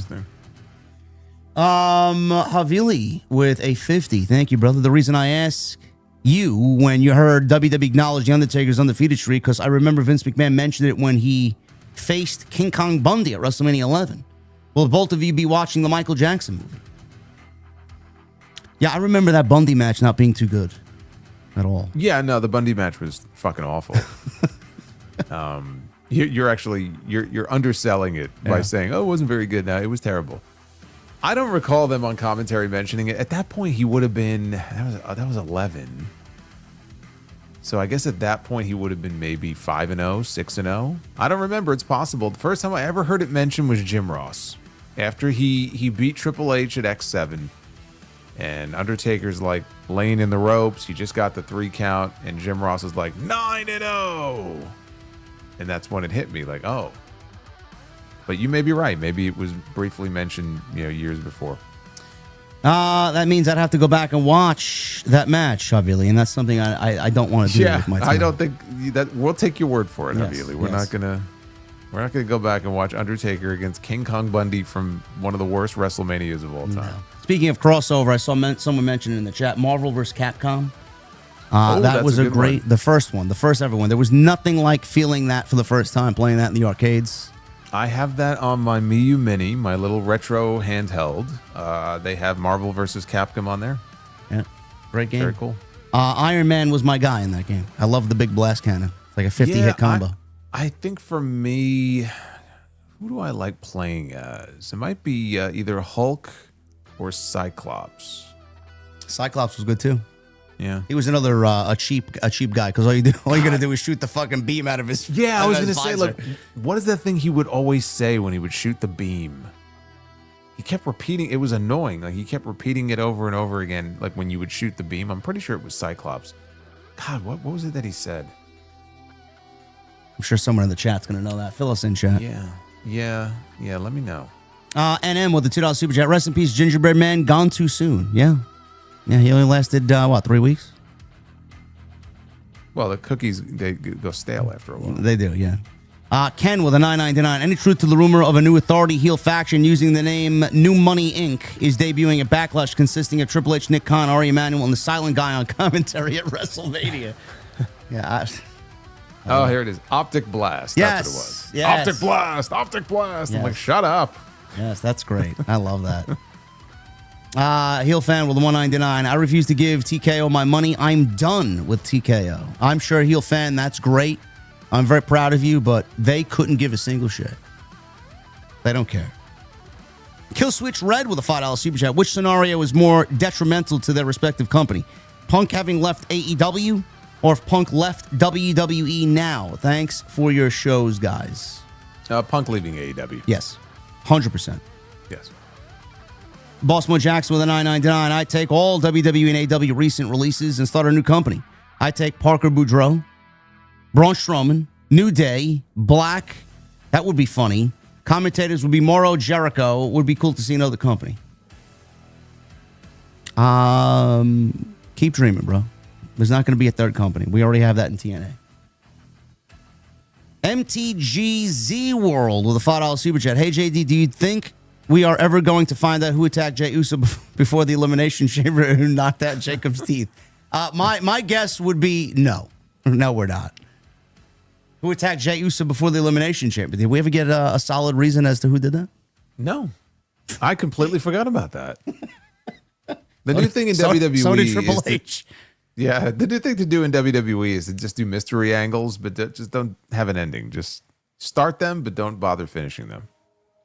Par for the course with this administration. Alex with the $5 super chat. Brother JD Solo FTR versus Brand New Day at All In. Book it. I wonder what their name is going to be. It could be Brand New Day. We don't know. You know? Yeah, it's too close. I don't think they'd be allowed to do that. No? Okay. I mean, the Hurt Business went to the Hurt Syndicate. So New Day could be, I don't know, what could it be that's similar but not too similar? Good Day? It's a good day. Yes, it is. There you go. Yeah, the good day. Yeah, why not? It's a good day. There you go. We'll figure that out, Alex. But yes, that could potentially be for All In, and I'm all in for that. Shaloops with a $4.99 going to see Alter Bridge tomorrow here in Chicago. JD, thanks for introducing me to an amazing band. Enjoy the rest of your week, guys. Hashtag TNT. If this is your first concert, bro, you are in for a treat. So I can't wait till Tuesday, man. It's gonna be good. Iron with a $5 super chat is Kofi the mid-card GOAT. If not, who would you consider the greatest mid-card wrestler ever? There's too many people that fall into that mid-card category. I mean, first two names that pop off the head is Mr. Perfect and Razor Ramon. That's the first two I was going to say. Yeah.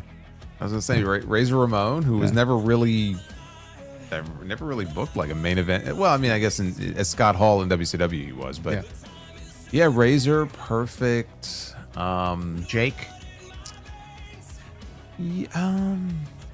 Yeah, I guess. I almost look at him as like an upper mid-carder, sometimes main eventer. Yeah, guys like that. But you know what? You're going to get a lot of newer fans who maybe cite people like a Dolph Ziggler because they had such longevity in that kind. They were there for so long. Yeah. Some people might say Miz. He's decorated. He's won every championship there is to win. I mean, that's true. Would Miz not be considered for something like that? I would consider the Miz for that. Not greater than Perfect though. I mean, there's just no way. But he had more success than Perfect did. He did. Yeah, I'm a little bit more kind of partial to Perfect, being that I grew up with Perfect. I don't know. But yeah, that's a great question, man. Kofi, being that he won the WWE Championship at WrestleMania, and he's done something that a lot of people dream to achieve, I would say he's there, but I don't think he's the GOAT. No. No, yeah. I mean, he's in that category with like a Ziggler. Yeah. Actually, the two of them had a lot of great matches back in the day. Yeah. But I can't call him the GOAT of the mid-carders. Kyle the Ginger with a $5 super chat. Will Cruz, who is a recent NXT signing, is going to go by Mason Rook. Also, evil is Nakaru, which means abyss. Yeah, this Will Cruz, I saw him. I had no idea who the fuck this was before yesterday. Vic Joseph was like, "Is that a fan?" I'm like, "Well, he did a great look at Moonsault, but no." I had no idea who he was. John Cena apparently put him over on one of his IG posts. I watched some clips of him, a match or two. I'm bought in. I think he's going to be a good deal there. So we'll see what happens with him. What'd you think of him? Any thoughts? I think what works for him is that, again, he doesn't look like everybody else down there. Yep. So he'll stand out more. Beyond that, I haven't seen too much of him to really make an opinion one way or the other. And then, evil is Nakaru, which means abyss. Yeah, we talked about that earlier. Again, I don't watch NXT every week to really gauge what's going on there, but we'll see. Bro Mobile with a 5. If New Day go to AEW, it'll be their biggest signing since Bryan Danielson. They'd be a pillar of their tag division. WWE fumbled hard. I don't think they give a shit about fumbling. The executives just care about making money, and that's all they care about. Yeah, I said this the other day. I think Nick Khan has done more this week alone for the AEW tag team division than he ever did for his own. Oh, my God. It's true. It is true. It's funny, but true. Bro Mobile, thank you. B Sweet Videos with it too. JD, will you still cover AEW if it moves to YouTube? Well, we don't know if that's going to be the case, but if they move anywhere after Warner, yes, I will still be covering AEW. Yeah, any move to YouTube would be temporary anyway until they land somewhere else. I watch Stand and Deliver on YouTube, and now they're going to the CW with everything. Mm-hmm. But YouTube was great because it's free and it's easily accessible. So it was very easy to just bring up Stand and Deliver in your freaking browser or whatever and just watch it. Yep. But it was a temporary thing until they landed on the CW. So if by chance AEW has to leave Warner Brothers Discovery, which, by the way, nobody knows until next year. So we'll find out then. They could land on YouTube, but it's only temporary. You know, you're not going to be able to make... Look, I mean, for the amount of money that Tony Khan spends on talent alone, the Google AdSense checks are not going to be enough to cover it. No. So that's good for a while, but he's going to have to make some sort of rights deal with somebody else. And we don't know. I mean, it's too early to tell, but I don't think that they're going to get anywhere close to what they're making now. So we'll see. Hopefully it's a good deal for them. Hopefully they land on something, because I would like for them to exist, because you see what TKO is doing and it's not good. Well, yeah, I mean, if they can't get money comparable to what they have now, we're going to start seeing in AEW what we're seeing in WWE right now. Yeah, that's scary. And I mean, nobody wants to see that. No. Joe Max with a $7.99. If you know Tiffany, or do you know Tiffany issued an open challenge on SmackDown before she was interrupted by Chelsea? Did she?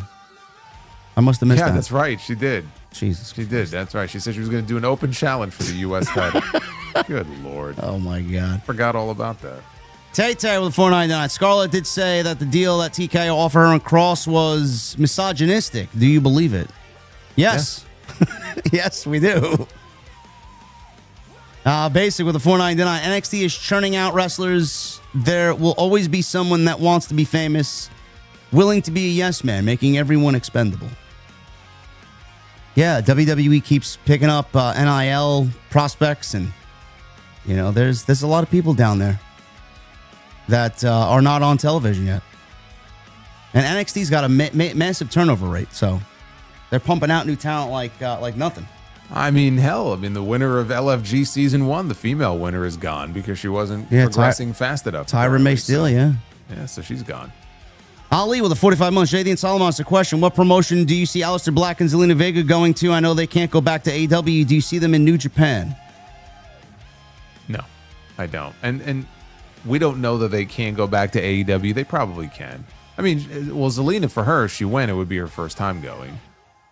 I'm inclined, man, I don't know. I don't know. I mean, the only real options as far as like big promotions would be AEW or TNA. Yeah, TNA's got to find a way to pay him. I don't think that's going to happen. He would fit in there great.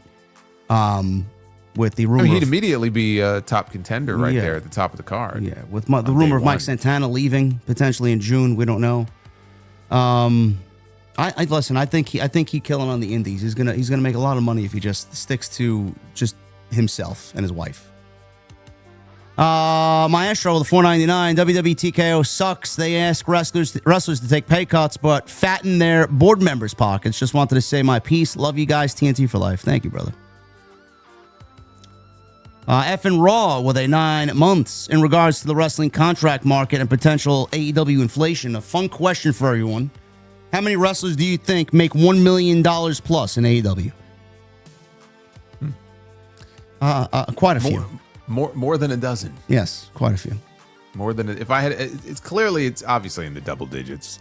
I mean, we don't know, but if I had to venture a guess, he's at $1 million or more. $1 million or more, yeah. Jericho, Okada, Mercedes, Moxley, Omega, Swerve. The Bucks. Yep. That's what 8 right there. At least 20. Yeah. At least 20. Yeah.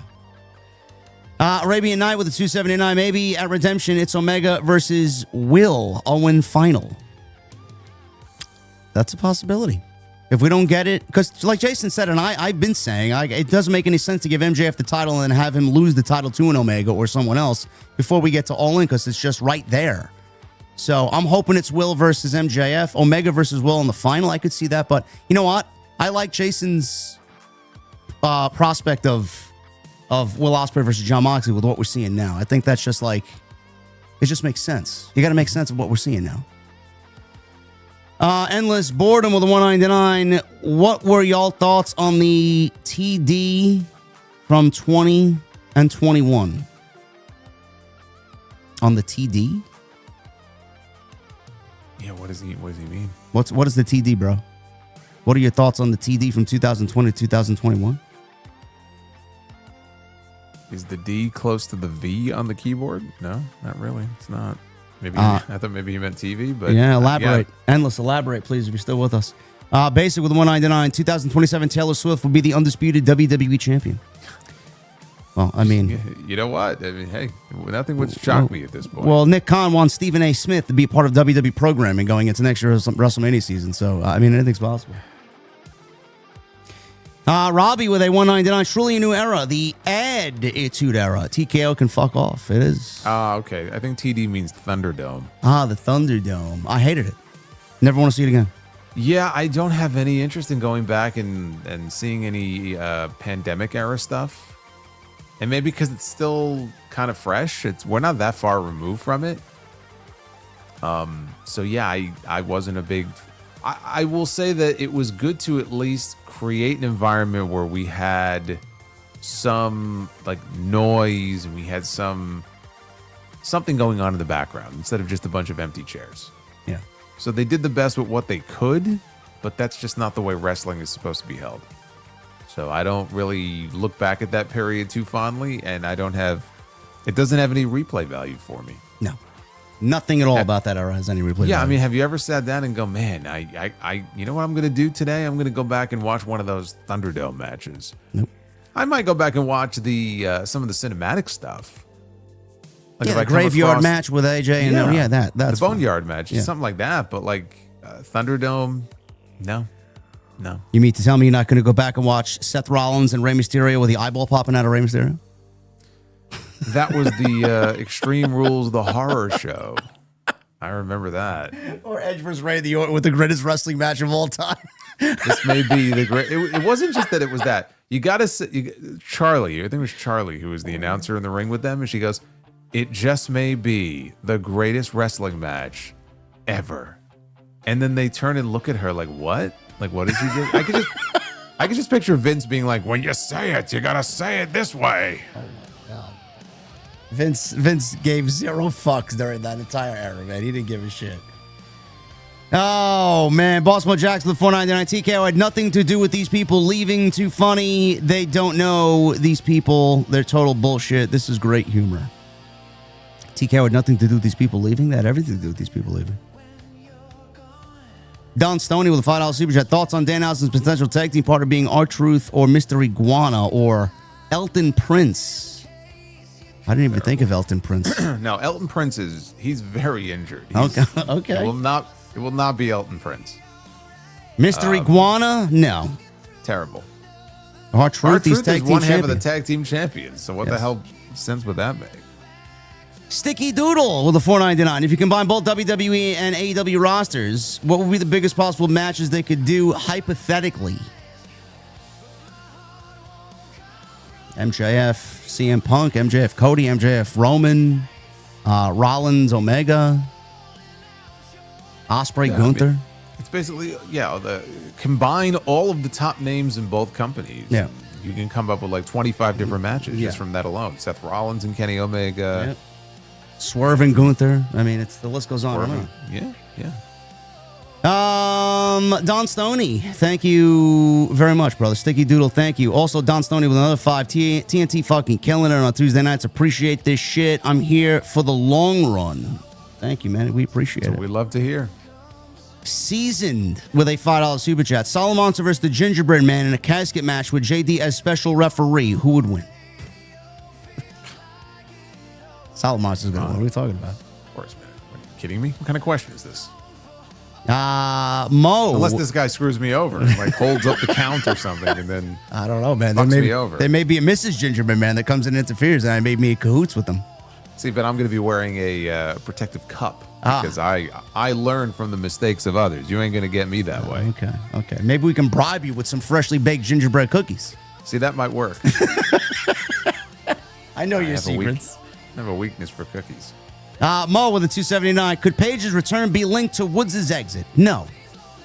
I saw this. I floated around on Twitter yesterday. No. Yeah, it's a stupid thing that's been going around social media. One has absolutely nothing to do with the other. Don Stoney with the $2 super chat. What is your favorite non-wrestling podcast? To be honest with you, Don Stoney, I don't listen to anything that is podcast related. Being that I think we do one, I don't really listen to anything but maybe a little Cornette. I listen to Jason. Other than that, I don't really give a shit. I don't know what Jason does, but it's mostly music for me. Pretty much for me too, because I'm doing a lot of I'm doing 6-7 shows a week. Yeah. So I don't spend a lot of time listening to podcasts outside of maybe the wrestling realm. Yeah. In terms of like, I mean, they have all kinds of podcasts out there in terms of like technology and I mean, you name it, sports, other sports shows. I don't really have time for any of it. No, I'll catch up with some of the Brave stuff and listen to some audio in regards to how they're playing and what people also, are I thinking. feel like if you're like commuting to work, let's say, or driving on a regular basis, I'd probably load up on podcasts. Yeah. But I work from home, so I don't need to like sit in the car and listen to podcasts. Yeah. If I am, I'm usually listening to whatever's on my Spotify playlist. Yeah. Crazy Men with a $5 super chat. The Garzas and Jordan Grace would fit/be used great with Heyman and the Vision instead of Logan and Theory. They are great wrestlers and just need a Heyman. Yeah, I don't know what's going on with Jordan Grace, man. I'm actually quite concerned that they haven't used her at all in any meaningful way whatsoever. It's just fucking weird. Let's start with changing her theme music and giving her some presence on Friday night.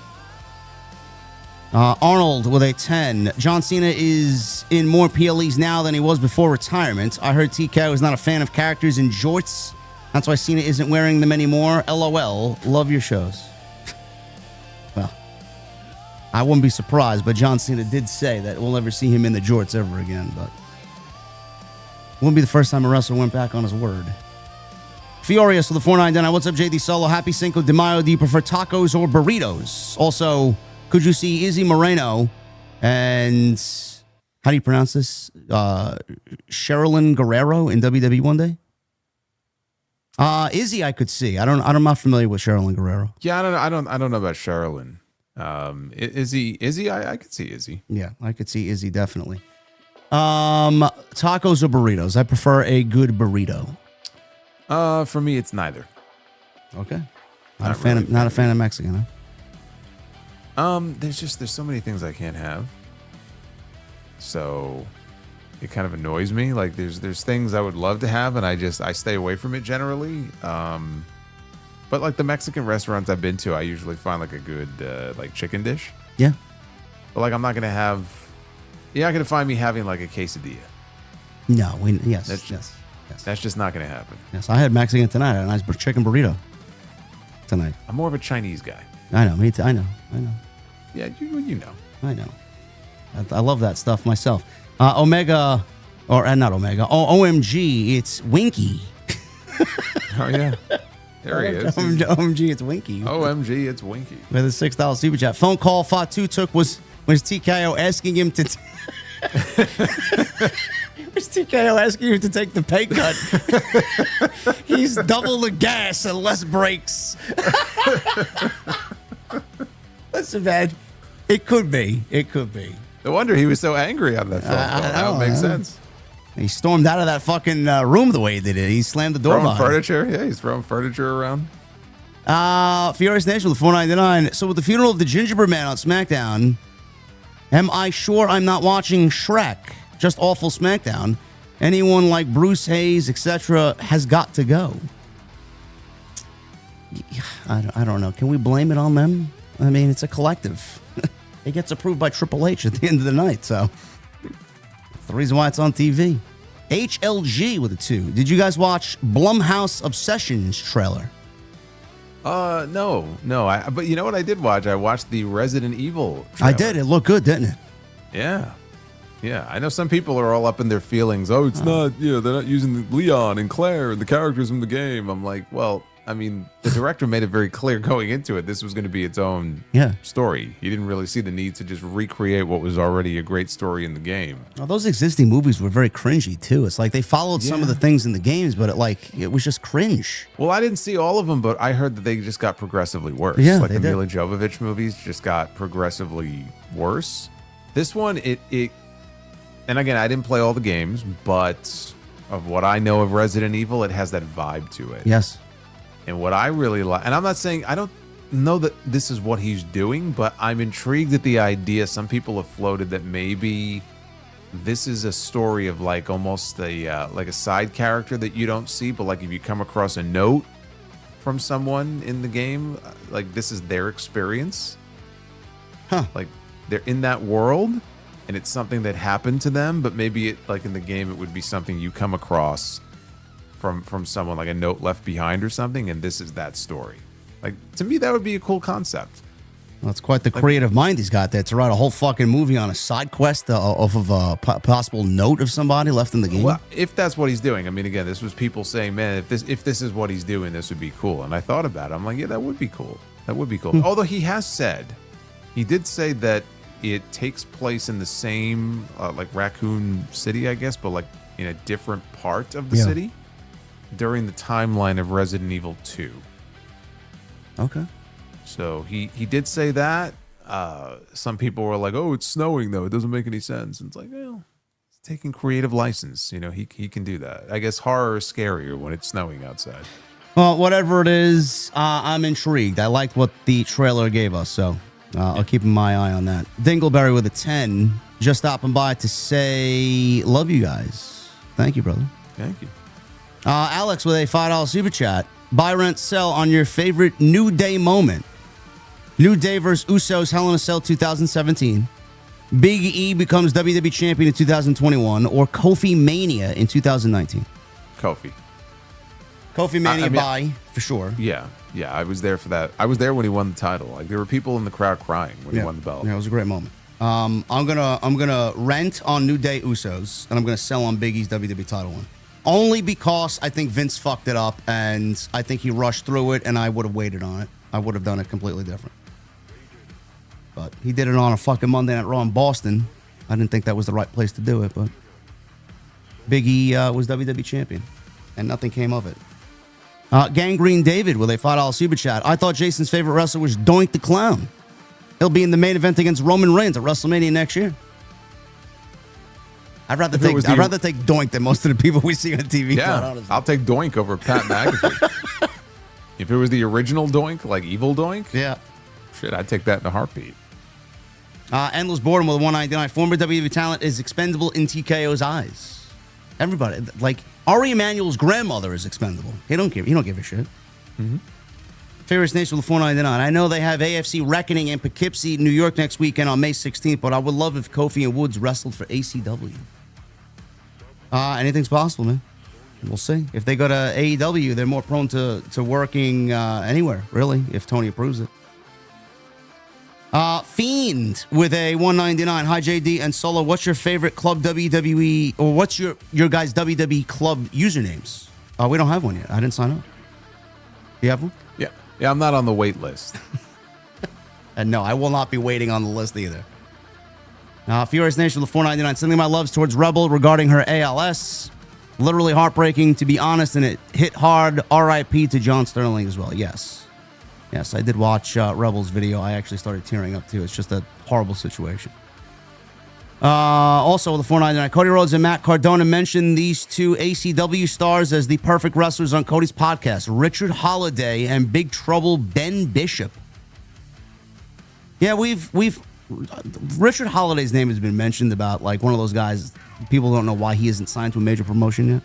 And I'm familiar with Ben Bishop, but I've never seen him wrestle, so I don't know what he's about in the ring. Is Ben Bishop the one who looks like David Schultz? Yes. He makes these skits on YouTube. He makes fun of like certain things that happen. Yeah. Now, Holiday, I'm surprised he hasn't been snatched up by one of the big companies yet. If TNA gets their head out of the fucking sewer, that could be face of the company there. Former tag team partner with MJF. Yeah, I don't know what's going on there. We have couple more here. Havili with a 5. Was Triple H supposed to get a new theme in 2002 because he came out to a different theme at WrestleMania 18, but they only used it once and video package? You would know more about that than anybody. To my knowledge, no. I don't believe so. All right, well, there you go, Havili. If Jason says no, it's probably correct. Charles with the 249. Is WWE ready to welcome back Velveteen Dream yet? No. I don't think he'll ever be back. Joe Max with the 299. I don't even know what the fuck JC Mateo sounds like. You don't need to know now. You don't need to know. It's over. He'll be in AEW in 90 days. Maybe he sounds like Undertaker in Suburban Commando. Remember that? Yes, I do. You're a dead man, Ramsey. Don Stoney with a 5. As always, shout out to Don Tony, Wrestling Soup, and Spitball Media. Absolutely. We love those guys. Absolutely, man. Shout out to the boys. Havili with a 10. Besides Enter the Sandman in ECW, what is your favorite Metallica song use in wrestling? Also, NXT, why did they stop the Dusty Tag Team Classic? Undertaker was 3-0. He didn't wrestle at WrestleMania 10. Thank you. Why did they stop the Dusty Tag Team Classic? We'll start with the easy one because there's no tag teams. Who are they going to put as tag teams? You need 8 tag teams to fill that tournament. I don't even think they got 4. They got Hank and Tank. They're good. I like them. Okay, but you need 7 more. I know. Best Metallica song outside Enter Sandman in pro wrestling. Didn't Triple H use For Whom the Bell Tolls? He did. I'm trying to think if they ever used The Unforgiven or The Unforgiven 2. I think they might have used The Unforgiven too. What did The Undertaker ride out of the Boneyard match to? He wrote in with Metallica and wrote out Metallica. Sad but true. It might have been a Black Album song. I don't remember. Nothing else matters. When they lowered the Hell in a Cell for their match at WrestleMania 28, they were playing something. It might have been something off Ride the Lightning. I don't remember. Yeah, Jason's gonna look that up. It's a very good question. The Memory Remains. Yes. Okay, and then WrestleMania. You said the Boneyard match. Yeah. What did he come into? I think it was Sad but True or something off the Black Album. WrestleMania 36. Undertaker used Now That We're Dead. Now That We're Dead? Metallica? And enter to the Metallica song Now That We're Dead. What album was that from? The song from their 2016 album Hardwired to Self-Destruct accompanied his American Badass biker character during the cinematic Boneyard match with AJ Styles. Pardon me, I don't listen to late stage Metallica, man. I don't know that one. Oh, yeah, but Undertaker's a big Metallica guy. So is Triple H. That's a very good question, Billy. Thank you. Willis with a $7.99. Could they be making a trios division? With all the cuts, it looks like a lot of 3-man teams. Not that it would be any good. Bro, they don't even have the wherewithal to have a regular tag team division. You want them to book a trios division? No. They hate tag team wrestling. We need to get over it. David with a 5. Thoughts on moving Julia to Raw and pairing her with Asuka? I think Kiana has potential on her own. We talked about this last week. It's a possibility. But they should play out Kiana and Julia first before they start moving anybody. Yeah, I think they're a lot higher on Kiana than they are Julia. Yes, absolutely.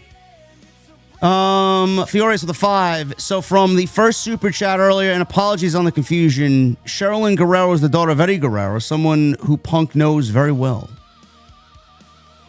Yeah, it's Eddie's daughter. I knew it was Eddie's daughter. I just don't. Yeah. I haven't heard anything about her as far as her prospects or anything like that. So I don't know. Nemo with the $5 super chat. Shouldn't Rey Mysterio and Eddie Guerrero technically be considered the GOAT mid-carders? Sure. I mean, they were both world heavyweight champions, though. Do you want to call them mid-carders? Well, I guess. I mean, at some Eddie point was the WWE champion. Yeah. He beat Brock. He did. That was great. Furious with a 5. I'll never forget Kofi Kingston winning the WWE title at WrestleMania 35. What a moment that was. Was my first WrestleMania. Met guys like Graham, GSM Matthews as well. Oh, shout out to Graham. And I think this may be the last one here. Don Stoney with a 5. Breaking news. Nick Khan's wife has agreed to a prenup agreement. Pay cut. Love TNT. Thank you, Stoney. That's all we got for you. We're out of here, man. We're getting out of here. We'll see you guys next week. I'm going to leave it up to this guy to sound us off for another great week here on Tuesday night. Yeah, I just want to take an opportunity here to say thank you to everybody who has made me feel right at home here. 2 years in, I think we're killing it. I think the numbers prove it. You guys seem to be enjoying it, so long may it continue as we roll on into year number 3. And I know you mentioned you're not going to be here next week, so we'll talk about what that's going to look like. He's deserting us on Tuesday next week. I'm leaving Jason for Miles Kennedy and Mark Tremonti, man. I'm sorry. Yeah, he has better things to do with his time. Anyway, we'll definitely let you guys know what's up next week. I will be at the Alter Bridge concert on Long Island next Tuesday nights. So we'll definitely let you guys know there. If you guys want to follow us on social media, you know where to find us. Everything's linked down below. Make sure you guys continue to hit that thumbs up. We hit over 1,100 likes. Thank you guys very much. And we will be live for the rest of the week. We got Dynamite coming up. We'll be live on our respective channels. The death of the gingerbread man happened on Friday. Friday is his funeral. So we'll be covering that, and then Backlash on Saturday. So it's going to be a busy rest of the week. So join us, and we'll cover it all at some point next week, and we'll let you know when we're coming back with 146. Until then, guys, have a great night, and we'll see you next week right here for more Tuesday Night Titans. I'll see you guys later.